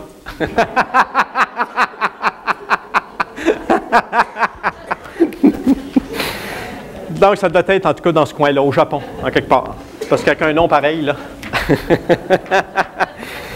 Donc, c'est encore dans le temps des communistes, donc c'était au Carmel, et tout d'un coup, ils ont eu encore la visite de soldats communistes. Puis là, ils voulaient fouiller fond en comble tout le Carmel et tout ça. Et puis là, il y a un des soldats qui se présente à la chapelle. Et puis là, la religieuse, il fait signe, en voulant dire d'avoir du respect, parce qu'ici, il y avait le bon Dieu. Puis là, lui, il demande, oui, mais où est-ce qu'il est ton bon Dieu? En voulant dire, où est-ce qu'il est ton bon Dieu? Puis là, il monte le tabernacle. Et puis là, lui, il prend son arme, il tire à travers le tabernacle. Donc, à travers le calice, puis pas le calice, mais le ciboire, puis tout ça, puis tout s'est répandu par terre. Et là, bon, c'est ça. Et le malheureux, voyez-vous, là, Dieu a agi, ce qu'on appelle la main de Dieu, le châtiment de Dieu a été sur le champ. Le malheureux reste figé sur place, le fusil couché en joue, sans pouvoir faire le moindre mouvement, les yeux fixés, tout son corps pétrifié. Une paralysie générale l'a transformé en un bloc inanimé, qui, au premier attouchement, tombe étendu sur le pavé devant l'autel qu'il venait de profaner d'une manière si ignominieuse. Donc, rester figé, comme une mamie, comme une statue de sel. Là, la main de Dieu a passé directement. Mais c'est plein de faits comme ça, c'est plein. Il y en a plein de ça. Nous autres, on pense toujours qu'il y a un qui l'Anciano, puis l'Anciano, puis l'Anciano. L'Anciano, c'en est un. mais il y en a beaucoup d'autres.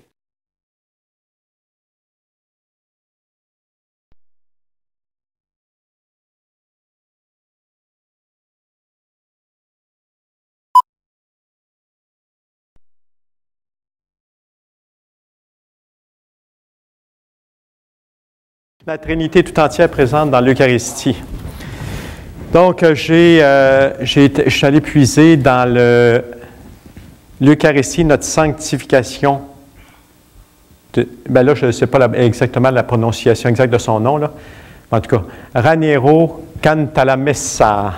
C'est lui que je vous parlais, le confesseur, pas le confesseur, le prédicateur pontifical, prédicateur du pape. Et c'est lui, entre autres, qui fait toutes les prédications du Vendredi Saint sur le Vendredi Saint, là, la croix, là, sur la croix, là, le mystère de la croix. Puis il y a un livre, il a écrit un livre aussi là-dessus. Toutes ces prédications du Vendredi Saint. C'est de toute beauté, c'est une profondeur, là, c'est extraordinaire. Parce que lui aussi, il emploie j'appelle ça des paroles fortes. Ça vient vraiment nous chercher, là, c'est extraordinaire. Donc, on va juste explorer un petit peu, mais même pas le livre, c'est juste un chapitre. Juste un chapitre. On n'aura pas suffisamment de temps non plus, puis ça va être assez, ça va être en masse. Alors, on va être nourri suffisamment pour notre Eucharistie, justement, de tout à l'heure. Donc, le titre du chapitre, c'est « Qui me mange vivra par moi ». Qui me mange vivra par moi.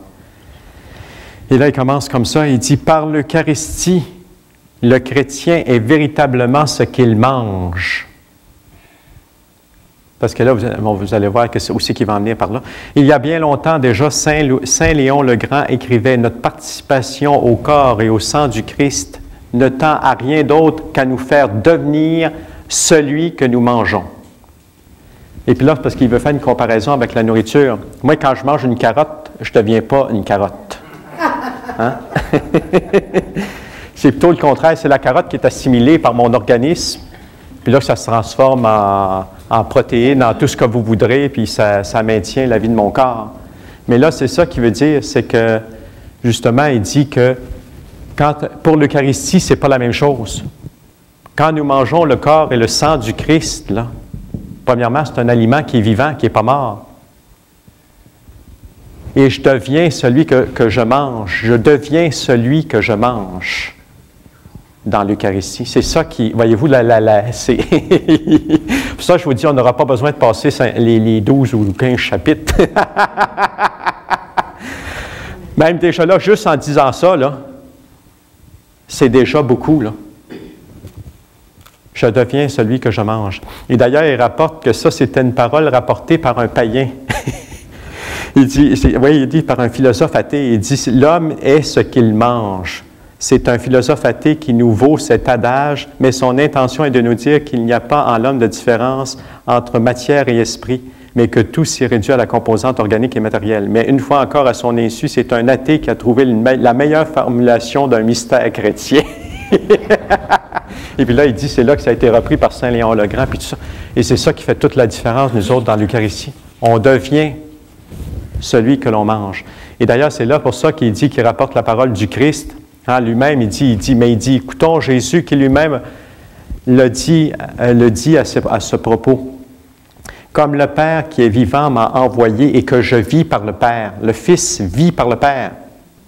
La vie du Fils, là, c'est le Père.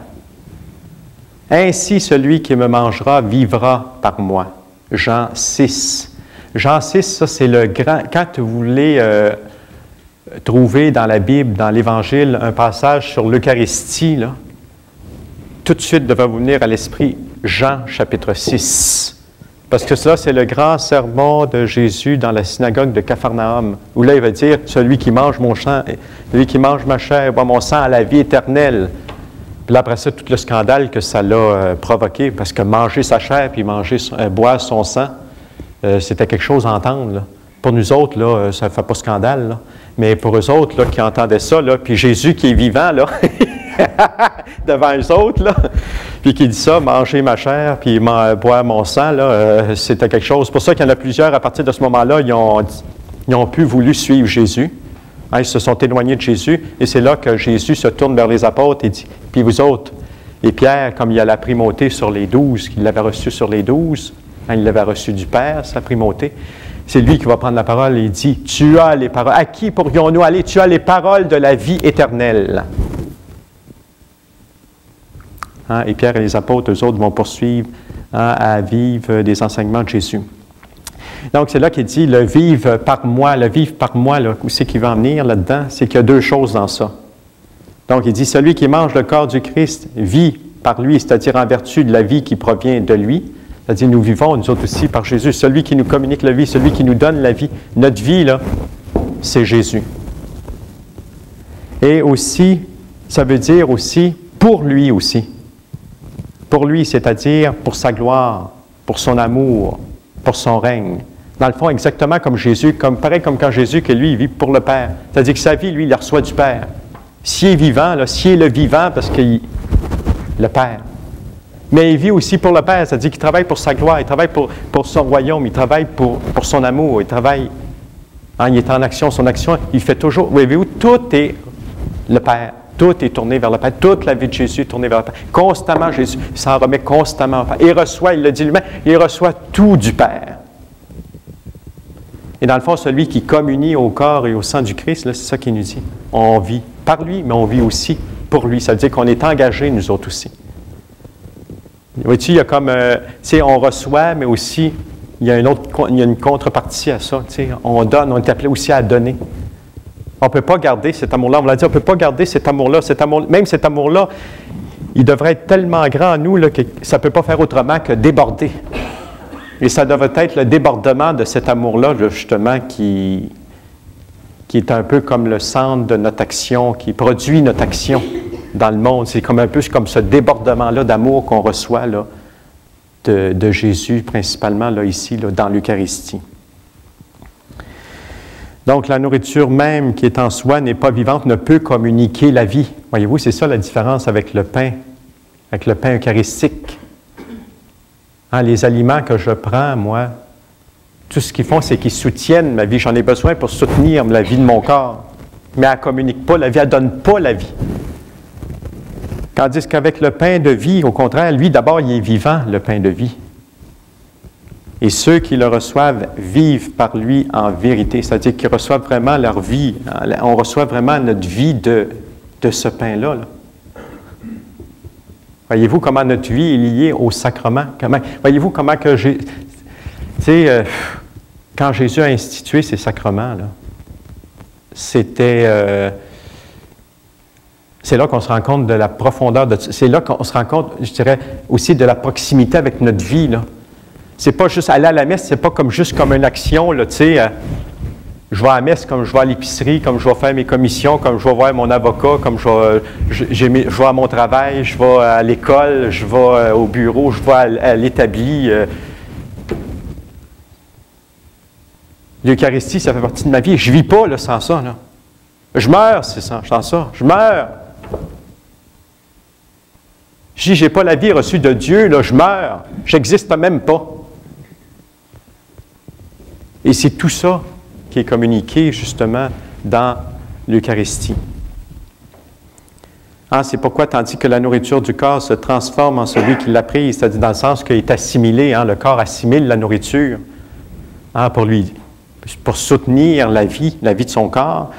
Mais dans le pain, c'est le pain de vie qui agit et assimile et transforme en lui celui qui s'en nourrit. C'est nous qui sommes agis par le Christ, qui vivons de la vie qui l'anime au titre de tête et de cœur du corps tout entier. Hein? On reçoit vraiment c'est le Christ qui agit, qui est notre agir. Et d'ailleurs, il dit ce que ça veut dire justement assimiler, être assimilé à lui. Il dit ça veut dire concrètement ça signifie qu'il rend semblable aux siens nos sentiments. Il rend semblable aux siens nos sentiments, nos désirs, notre façon de penser. Il nous accorde tout compte fait les mêmes sentiments qui furent dans le Christ Jésus. C'est ça, communier vraiment au corps et au sang du Christ. Ah, il rend semblable aux siens nos sentiments, nos désirs, notre façon de penser. Il nous accorde tout compte fait les mêmes sentiments qui furent dans le Christ Jésus. Les mêmes sentiments. C'est-à-dire Jésus qui est rempli de compassion, qui est rempli d'amour, qui est rempli de miséricorde, qui est plein de tendresse, qui est rempli de douceur, doux et humble de cœur, doux et humble de cœur. Donc, c'est tout ça qu'on reçoit, c'est tout ça que ça veut dire communier au corps et au sang du Christ. Et Jésus nous comble ainsi parce qu'il fonctionne comme le cœur du corps mystique. Ouais, là, il va faire toute une analogie avec le cœur. C'est de toute beauté. Puis là, il rappelle justement le rôle du cœur, le rôle du cœur humain, là, du cœur qu'on a dans... Donc, il reçoit toutes les parties du corps. Il reçoit de toutes les parties du corps un afflux de sang vicié, appauvri des éléments vitaux, mais chargé de tous les résidus toxiques de l'organisme. Et dans les poumons, ce sang au contact de l'oxygène est comme passé par le feu, régénéré et enrichi de substances nutritives. Il est inlassablement rendu à tous les membres par la force du cœur. Puis là, il fait l'analogie avec Jésus qui est le cœur. Il est le cœur dans le corps mystique. Lui, il est la tête, mais il est la tête. On dit qu'il est la tête, mais il est le cœur. Donc, il en va de même dans le domaine spirituel pour l'Eucharistie, le cœur de l'Église. L'Eucharistie, le cœur de l'Église. Quand on dit c'est le sommet là, de notre vie chrétienne, l'Eucharistie. Pour l'Eucharistie, c'est le cœur de l'Église qui est le Christ. À chaque messe, il reçoit un afflux de sang vicié de partout. Au moment de communier, je jette en lui mon péché, tout ce qui est impureté en moi pour qu'elle soit détruite. Et lui me rend un sang pur, son propre sang, le sang de l'agneau immaculé, plein de vie et de sainteté, remède d'immortalité. Voyez-vous, le précieux sang. Et c'est là qu'il rappelle les paroles, justement, le sang du Christ, dans la lettre aux Hébreux. Le sang du Christ purifiera notre conscience des œuvres de mort. Le sang du Christ nous purifiera de tout péché. Donc, dans l'Eucharistie, il dit c'est le cœur de l'Église. Et justement, voyez-vous, il reçoit des membres, dans le fond, tous les péchés. Tous les péchés. C'est pour ça qu'on dit que l'Eucharistie, un des effets de l'Eucharistie, c'est de purifier, justement, de laver les péchés. Tous nos péchés véniels, les péchés mortels, les péchés graves, ça c'est le sacrement du pardon, on a le sacrement du pardon, mais tous les péchés véniels sont remis dans l'Eucharistie parce que la coupe, le sang là, qui est versé, là, parce que c'est ça qu'il dit, il dit que c'est là, c'est maintenant. Le sang du Christ qui est répandu pour la rémission des péchés. Oui, mais c'est les miens, là. C'est les vôtres, c'est chacun nos péchés. Remis dans le sang du Christ. C'est pour ça qu'on ne pourra jamais trouver quelque chose de plus grand, de plus profond, de plus... Il n'y a rien qui peut être comparable à l'Eucharistie sur la terre. Sur la terre, là, il n'y a rien au monde, absolument rien au monde qui peut être comparable à l'Eucharistie. Quand on va gratter, là, quand on va voir derrière les signes, puis, tu sais, quand on pense, hey, c'est pas humble à peu près, Jésus, c'est pas humble à peu près, tu sais, prendre les signes aussi simples, tu sais, c'est simple, dans le fond, l'Eucharistie, tu sais, c'est simple. Le pain, le vin, tu sais, des choses... Mais à travers tout ça, c'est de voir la réalité qui se cache derrière. Je dis bien la réalité qui se cache derrière tout ça. C'est d'une grandeur et d'une profondeur, là. Et là, c'est là que ça te fait communier davantage, vraiment communier, là, vraiment à Jésus. Et c'est là que tu vois que Jésus, lui, l'honneur qu'il nous fait, c'est vraiment l'honneur qu'il nous fait là, de venir en nous. Lui, le Tout-Puissant, lui, le plus grand, qui vient jusqu'à nous, même à habiter en nous.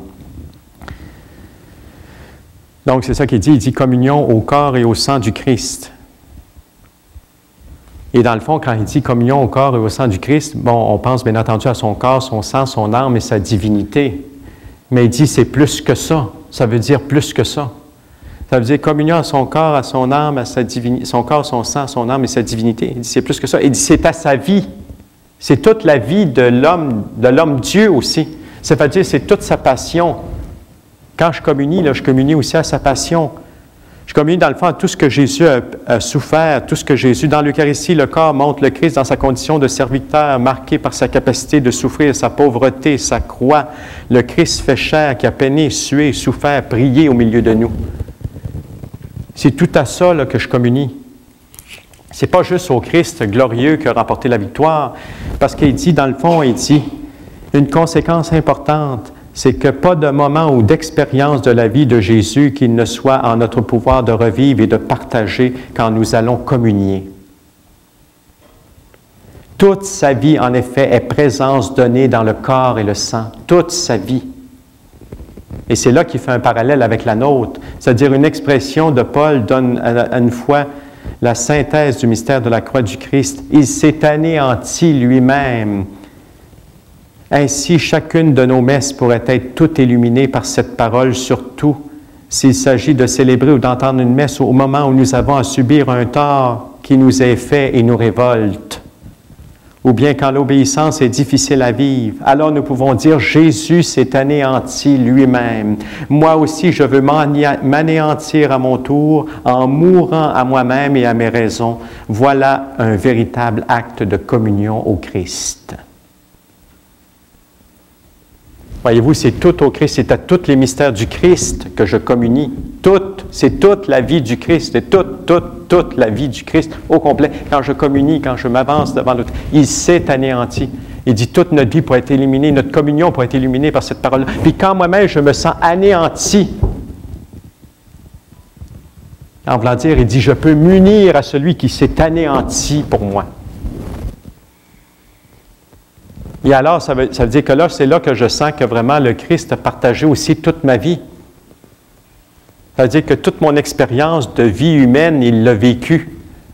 Et là, dans l'Eucharistie, je me rends proche, puis lui, il se rend proche de ma réalité humaine. Là.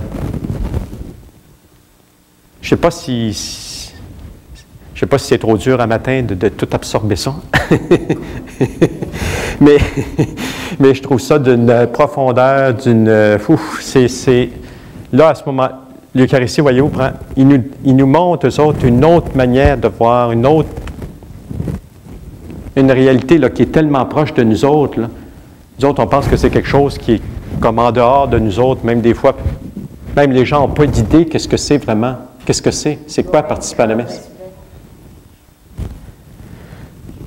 Et selon les dispositions intérieures ou les besoins du moment, nous pouvons nous approcher de Jésus, nous tenir à ses côtés quand il est en prière, à l'heure de ses tentations, dans ses fatigues, quand il meurt sur la croix, dans sa résurrection. Il ne s'agit pas là d'une espèce de fiction mentale, mais c'est parce que Jésus existe encore aujourd'hui qu'il est vivant, même s'il ne vit plus dans la chair, mais dans l'esprit. Ça veut dire que là, il est vivant. Ça veut dire que dans l'Eucharistie, quand je communie, il dit, je peux m'approcher du Jésus qui est en prière, le Jésus qui est en l'agonie, le Jésus qui aussi a sa résurrection, le Jésus dans sa mort. Ça veut dire dans toutes les... Puis c'est tout dans le fond des étapes aussi de ma vie. C'est là qu'on voit qu'il n'y a plus de distance là, entre la vie du Christ et la mienne d'une certaine manière, là, dans l'Eucharistie.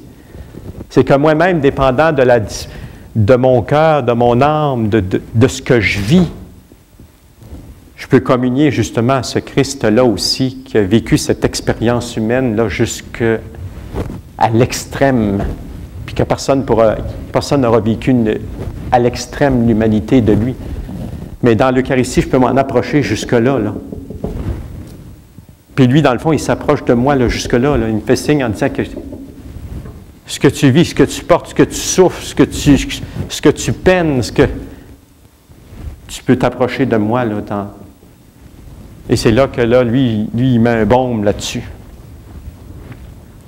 Et en arrivé, dans le fond, à ce n'est plus moi qui vis. En arrivé à ce n'est plus moi qui vis, mais c'est lui qui vit en moi. Tu sais, Saint Paul, là, ce n'est plus moi qui vis, mais c'est le Christ qui vit en moi. Dans le fond, c'est ça, là, c'est ça, là. L'Eucharistie va nous amener jusque-là.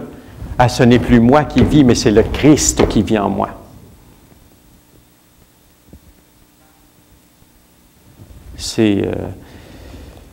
En tout cas, c'est grand. C'est pour nous montrer la grandeur de ça. Puis imaginez, on découvre ça, ou on se rend compte de ça, ou on échange là-dessus, mais ce n'est pas encore la réalité.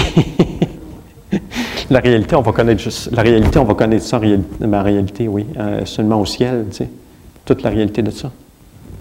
C'est pour ça que les curés d'Ars et les autres, quand ils disaient que, justement, quand ils parlaient du prêtre aussi, tu sais, ça aussi, c'est un mystère aussi. Parce que s'il y a l'Eucharistie, il y a le prêtre, il y a le sacerdoce. Ici, il n'y a pas de sacerdoce, il n'y a pas de prêtre, il n'y a pas d'Eucharistie.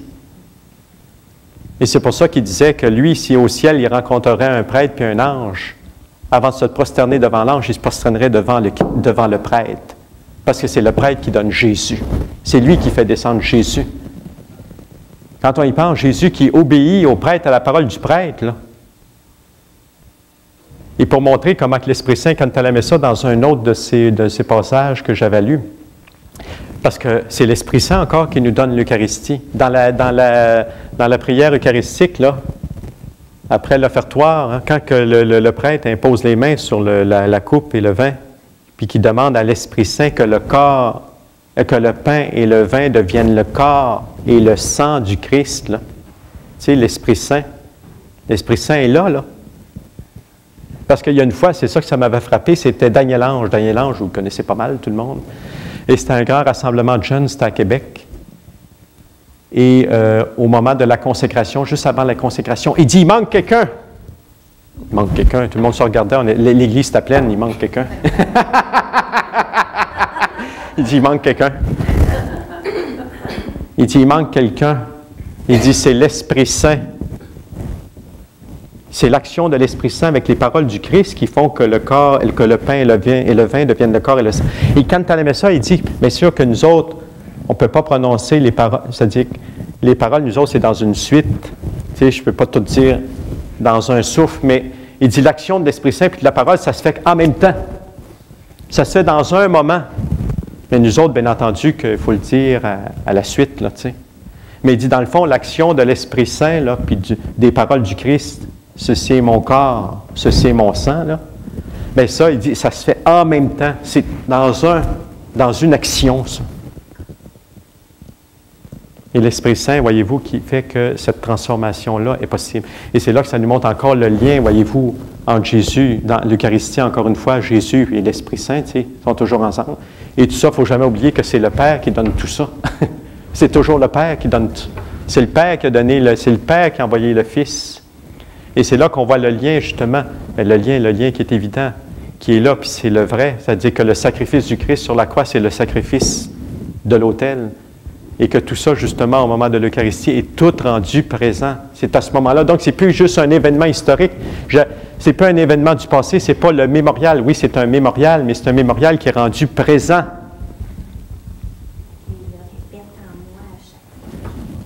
À chaque fois, ça veut dire que il s'accomplit le sacrifice du Christ. Ça veut dire que Jésus remonte sur la croix, verse son sang, là, rendu présent, là, présent. C'est pas juste quelque chose, c'est pas juste un rappel des événements qui se sont passés il y a 2000 ans ou à peu près. C'est rendu présent, parce que ça, c'était dans la mentalité juive. La mentalité juive, parce que la Pâque célébrait la Pâque. Nous autres, c'est la Pâque chrétienne, bien c'est ça, c'est le sacrifice du Christ. Mais la Pâque juive, justement, on se rappelait, eux autres, c'était la délivrance du peuple juif, hein, dans la terre d'Israël. Pas dans la terre d'Israël, mais d'Égypte, tu sais, Pharaon et ses armées, etc. Donc, on se rappelait ces merveilles-là que Dieu avait accomplies. Dieu, par la force de ses bras, hein, de son bras, avait libéré son peuple. Mais quand on se réunissait, là, justement, à la Pâque, les Juifs, quand ils se réunissent, qui font le fameux repas là, de Pâques, là, ils font toujours poser la question par le plus jeune. Puis là, le plus jeune pose la question, habituellement, c'est le père.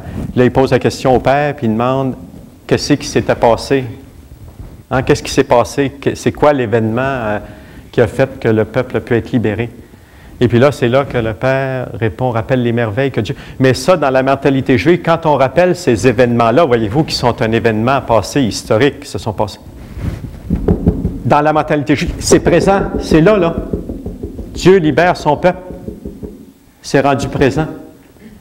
Et c'est pareil dans l'Eucharistie. Jésus qui vient... Là, c'est présent, ça, là, cet événement-là. qui s'est passé. Donc, c'est pour ça que ça rejoint dans le fond ce que c'est qu'il nous dit, nous autres. Dans l'Eucharistie, tout est rendu présent. Toute la vie de Jésus est rendue présente. Sa passion, toute sa résurrection, tout ce qu'il a vécu comme homme sur la terre, tout s'est rendu présent. C'est là, là. C'est pour ça qu'il dit que quand je m'approche de l'Eucharistie, il dit dans le fond, je m'approche du Christ total. Tout. Depuis toute sa vie, sa mort, oui, sa mort, il dit oui, son corps, son sang, sa divinité, bon, tout ça. Mais il dit c'est plus que ça.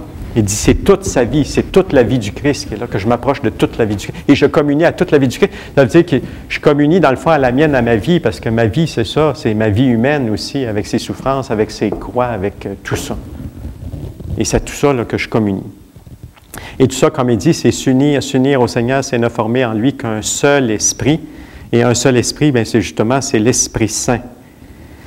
Et là, il rapporte ici, il dit Jésus, bon, oui, donc c'est bien là que, bon, ah oui, bon.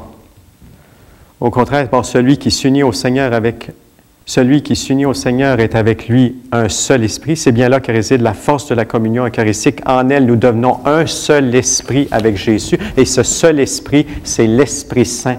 L'Esprit Saint fait notre intimité avec Dieu, disait saint Basile. Et saint Irénée ajoute que l'Esprit Saint est notre communion au Christ.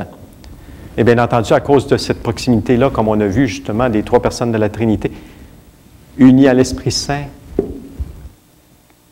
du Fils, puis finalement au Père.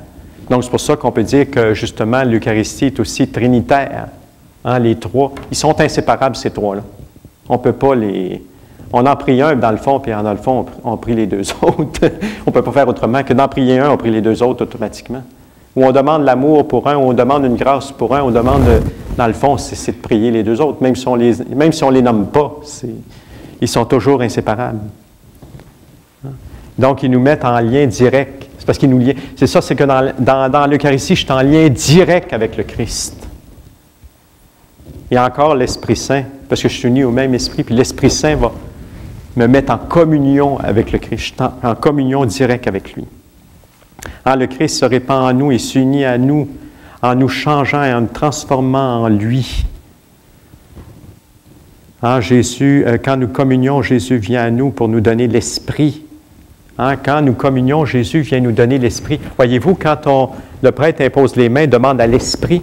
Voyez-vous, l'Esprit Saint nous donne Jésus. L'Esprit Saint et les paroles de Jésus, la consécration deviennent le corps et le sang de Jésus. Et à la communion, Jésus me donne l'Esprit. Jésus me donne l'Esprit. L'Esprit Saint, par l'Esprit Saint m'est donné Jésus sur la table eucharistique. Et quand je viens communier, Jésus, lui, nous communique justement cet esprit. Mais l'esprit, c'est quoi? C'est l'esprit du Père et du Fils. Donc, c'est une communion totale à la Trinité, là. C'est pas rien que Jésus, dans le fond. C'est ça qu'il veut nous dire, là. C'est ça qu'il veut nous faire prendre conscience aujourd'hui. C'est pas juste... oui, c'est à Jésus, c'est vraiment Jésus. Mais il dit, c'est à la Trinité Sainte, je suis au cœur de Dieu. Je suis au cœur de Dieu. Voyez-vous, ça rejoint notre... Tous les trois personnages unis autour de la coupe, avec tout le symbolisme de la coupe, comme on a vu. Tout est centré sur la coupe, tous les personnages, le regard tourné vers la coupe.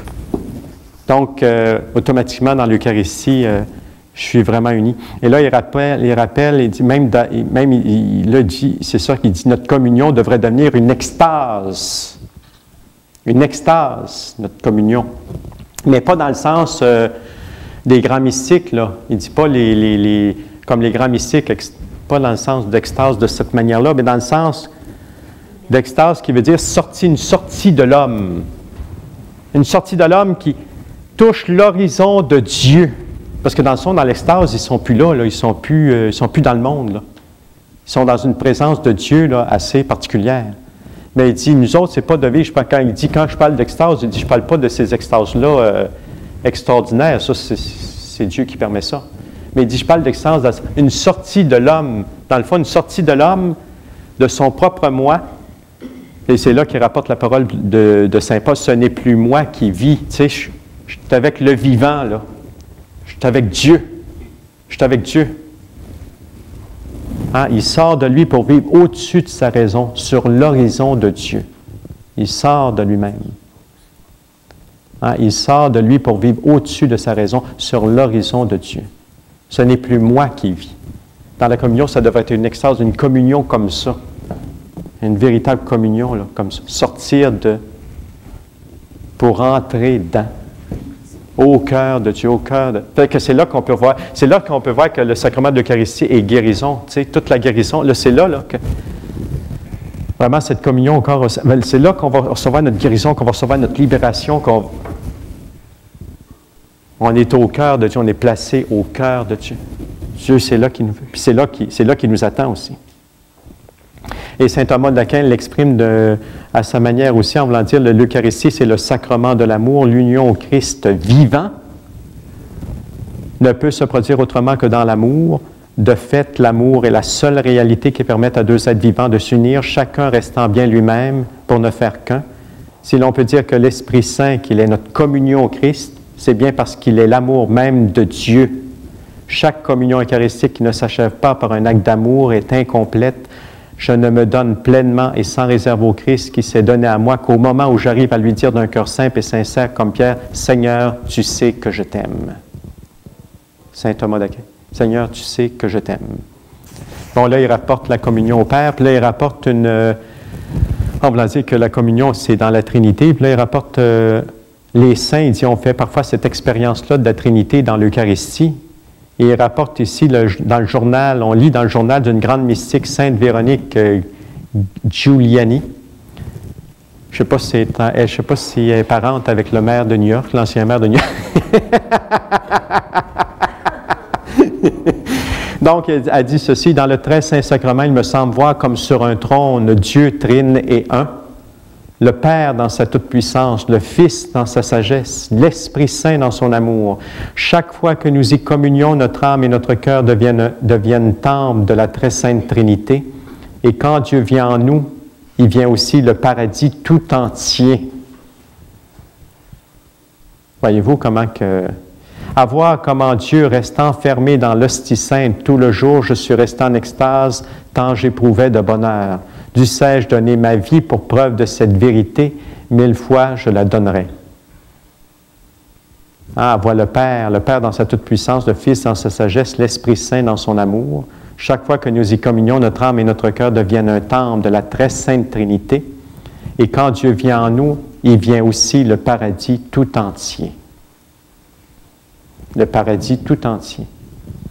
Donc, voyez-vous, nous autres, on aspire, on espère, on veut goûter. Quand on dit que l'Eucharistie, d'ailleurs, dans la doctrine de l'Église, on dit dans l'Eucharistie, c'est un avant-goût du ciel. On dit ça, c'est dans la doctrine de l'Église. Regardez dans votre catéchisme de Jean-Paul II. Je ne pourrais pas vous dire la page, ni le numéro. Mais c'est bien marqué, c'est un avant-goût du ciel.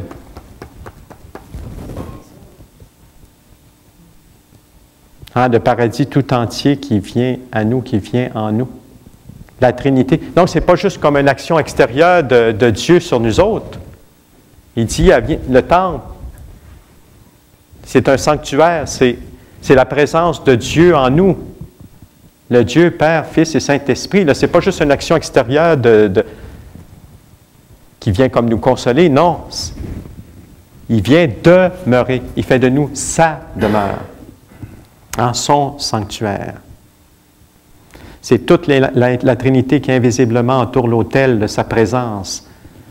C'est là la signification de l'icône célèbre de la Trinité de Roublev, voyez-vous, il en parle. Le Père, le Fils, l'Esprit Saint, symboliquement représentés par les trois anges qui apparurent à Abraham sous le chêne de Mambré, forment une espèce de cercle mystique autour de l'autel et semble dire à qui regarde « Soyez un comme nous sommes un ».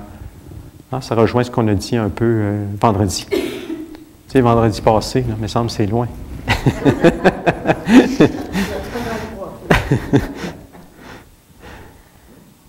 Et là, et puis là, il dit en même temps qu'il s'aperçoit de cette merveille-là, il dit, oui, mais Dieu a remis, il dit, vous rendez-vous compte, il dit que Dieu a remis son corps entre nos mains. Vous rendez-vous compte que Dieu a remis son corps entre nos mains? Il dit, que faisons-nous du corps du Christ? Que faisons-nous du corps du Christ? Un jour, au moment de la communion, j'ai été saisi par un beau cantique qui disait ceci: « Dieu a remis son corps entre nos mains, Dieu a remis son corps entre nos mains. » C'était le refrain. Subitement, je ressentis comme une douleur en plein cœur. Dieu a remis son corps entre nos mains, mais nous, qu'en faisons-nous du corps de Dieu? Et je ne pouvais contenir au creux de moi ce cri: « Nous faisons violence à Dieu, nous lui faisons violence. » Comment? Il s'est lié par sa parole à venir sur l'autel et dans nos cœurs, et nous en abusons. Nous le contraignons chaque jour à faire ce geste suprême d'amour, tandis que nous sommes sans amour. Souvent distraits à l'extrême, et c'est ainsi que nous lui faisons violence. Violence dans le sens opposition. Comme il faut être plein d'une tendre délicatesse auprès d'un tout petit sans défense. Comme nous sommes au contraire frustes et vulgaires avec Jésus, qui, c'est un mystère, est sans défense devant nous. Voyez, s'exclamait saint François d'Assise, chaque jour il s'humilie pour... Chaque jour il s'humilie, disait saint François, chaque jour, en parlant du Christ, il s'humilie pour descendre sur l'autel, comme il l'a fait quand de son trône royal, il s'abaissa dans le sein de la Vierge. C'est pourquoi nous ne pouvons pas nous approcher de la communion sans nous absorber dans l'humilité d'un cœur qui se repent. Écoutez, mes frères, c'est encore saint François qui nous parle. Si la bienheureuse Vierge a reçu tant d'honneur et ses justices, car elle l'a porté dans son sein très pur, si saint Jean-Baptiste trembla de joie et n'osa pas poser sa main sur la tête bénie du Seigneur, si l'on vénère le sépulcre où il reposa peu de temps, combien alors il doit être saint, juste, digne, celui qui l'accueille dans ses mains, le reçoit sur ses lèvres et dans son corps et va l'offrir aux autres pour qu'ils le reçoivent. Ce serait une grande misère, ce serait grande misère et malheur sans nom si pendant qu'il est ainsi présent en vous, vous aviez cure de quelque autre chose au monde. Que tremblent les humains, que l'univers entier frémisse, qu'exulte le ciel quand le Christ, le Fils du Dieu vivant, est là sur l'autel, entre les mains du prêtre. Contemplez, frères, l'humilité de Dieu et ouvrez-lui vos cœurs, humiliez-vous, vous aussi, pour qu'il vous exalte. Que tremblent les humains, que l'univers entier frémisse, qu'exulte le ciel. Conscient de la grandeur du mystère que nous recevons et qui dépasse beaucoup notre aptitude à l'accueillir, si nous le demandons, nos amis dans le ciel, Marie, les anges, les saints, que nous aimons, sont prêts à nous venir en aide. Avec eux, nous pouvons parler très simplement, un peu comme l'homme dont il est question dans l'Évangile. Il doit recevoir un ami de nuit et n'a rien à lui offrir. Alors, il n'a pas peur de réveiller son voisin pour lui emprunter du pain.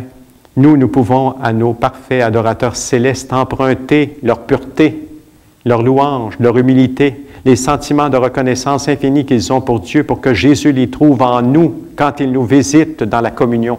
C'est un peu comme je disais hier avec Sainte Thérèse d'Enfant Jésus, quand elle se préparait à la communion, elle demandait à Marie, avant la communion, elle demandait à Marie de venir dans son cœur, puis avec tous les anges, puis tous les saints, pour que Jésus, quand il venait, là, justement, qu'il trouve la demeure belle et agréable d'y venir, pour qu'il répande abondamment ses grâces.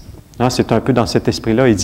Il dit emprunter, il dit, nous pouvons emprunter à nos adorateurs, célestes, les saints, leur humilité, leur louange, leur pureté, les sentiments de reconnaissance infinie qu'ils ont pour Dieu, pour que Jésus les trouve en nous quand il nous visite dans la communion. En tout cas, il en rajoute. On ne pourra pas tout faire, voyez-vous. Même ce petit chapitre-là, on n'arrivera pas à passer au travers. Mais, parce qu'il rappelle une autre chose, parce qu'il dit, il trouve que justement la communion aujourd'hui, c'est un peu trop facile. Tu sais, tout le monde s'approche de, peu importe la vie qu'on mène, peu importe, ça vient communier, là. Il dit, à un moment donné, il faut rappeler certaines paroles, là. Il dit, il faudrait rappeler les paroles de l'Épître aux Hébreux. Il dit, vous ne vous êtes pas approchés d'une réalité palpable, feu qui s'est consumé, obscurité, ténèbres, ouragan, son de trompette. Ceux qui l'entendirent refusèrent d'écouter davantage la parole, car ils ne pouvaient supporter cette injonction. Et si terrifiant était ce spectacle, comme il se dit, je suis terrifié et tremblant. Mais vous vous êtes approchés de la montagne de Sion et de la ville du Dieu vivant, la Jérusalem céleste, et des myriades d'anges en réunion de fête, et de l'assemblée des premiers-nés dont les noms sont inscrits dans les cieux. et de Dieu, le juge de tous, et de Jésus, médiateur d'une alliance neuve, et du sang de l'aspersion qui parle mieux encore que celui d'Abel. Nous connaissons l'avertissement qui, dans la primitive Église, retentissait au cours de l'assemblée liturgique quand venait le moment de communier. Voyez-vous, au début de l'Église, avant de communier, on disait ceci: « Qui est saint qu'il s'approche, et qui ne l'est pas qu'il éprouve du repentir. » Saint Jean Chrysostome, qui avait maille à partir avec une population pour t'apprendre elle aussi les choses à la légère, ne parle jamais, peut-on dire, de la communion eucharistique sans se servir de l'adjectif « terrible ». Terribles sont les mystères de l'Église, terrible autel, sans l'aide particulière de la grâce de Dieu. Il n'est pas une âme capable de supporter le feu d'un tel sacrifice sans en être complètement anéanti. Il dit le feu, le feu qui provient de l'Eucharistie. Il disait encore que quand le chrétien revient de la Sainte Table, il ressemble à un lion qui crache des flammes de feu. Sa vue est insupportable aux démons. Il faut avoir fait au moins une fois l'expérience de la majesté terrible de l'Eucharistie pour comprendre pleinement ensuite la bonté et la miséricorde de Dieu qui cache comme d'un voile sa majesté de peur de nous anéantir. Mais ça, je ne dis pas ça aujourd'hui pour vous empêcher de venir communier. Mais c'est juste... c'est pas ça. Mais c'est pour nous montrer que, justement, il faudrait peut-être... Des fois, il faudrait peut-être se rappeler de certaines paroles, justement, des pères de l'Église, des paroles un peu qui peuvent nous faire peur.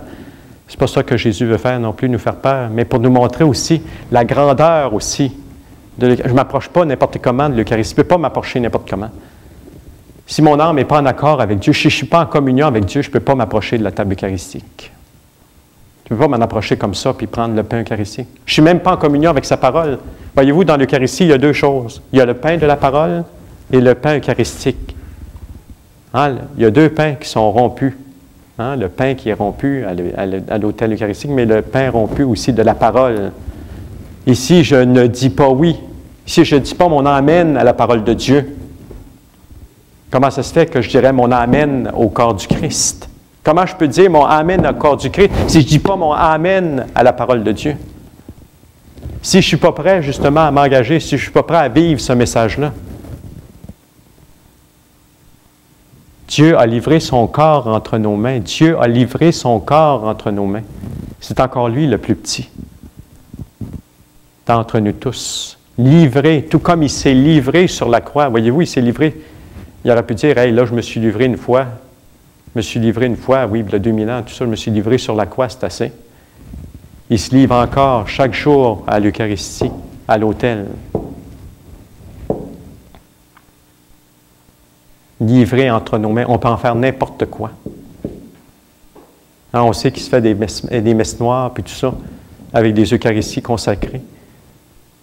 On paye des montants énormes pour avoir des Eucharisties consacrées. Voyez-vous que le démon, lui, il reconnaît la présence de Jésus dans l'Eucharistie. Nous autres, on a de la misère à la reconnaître. Il y a du monde qui sont venus à la messe il n'y a pas longtemps ici, puis je me suis donné à parler, parce que moi, j'aime beaucoup à parler de l'Eucharistie. Ça me donne que dans mes homélies, je parle de l'Eucharistie. Elle dit qu'elle ne savait, mais pas qu'elle ne savait pas, mais qu'elle n'avait jamais entendu un prêtre aller si loin dans le sens de la présence eucharistique de Jésus. Tu sais, la présence de Jésus dans l'Eucharistie, là. Parce qu'aujourd'hui, ça se passe dans nos églises. Il y a des hosties consacrées ils vont prendre la poubelle après la messe. Parce qu'on dit qu'une fois que le repas est fait, c'est fini. Une fois que le repas est pris, c'est fini. Il y a des Eucharisties consacrées qui prennent la poubelle. Fait que ça, c'est grave. Puis aussi, quand on va dans les rassemblements, ça s'est dit aussi, spécialement dans des mariages ou dans des funérailles, où c'est qu'après, le sacristain, en faisant le tour de l'église, voit des hosties qui sont restées dans les bancs. Les gens qui sont approchés pour venir communier, puis ont laissé les hosties dans le banc.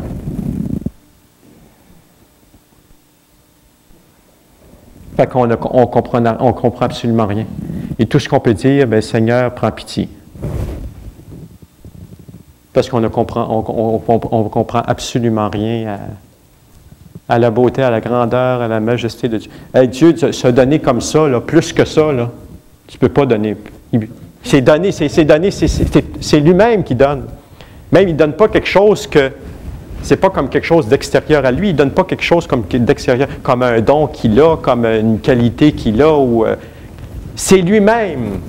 Bon, ben, on va s'arrêter là parce qu'il est déjà 9h20.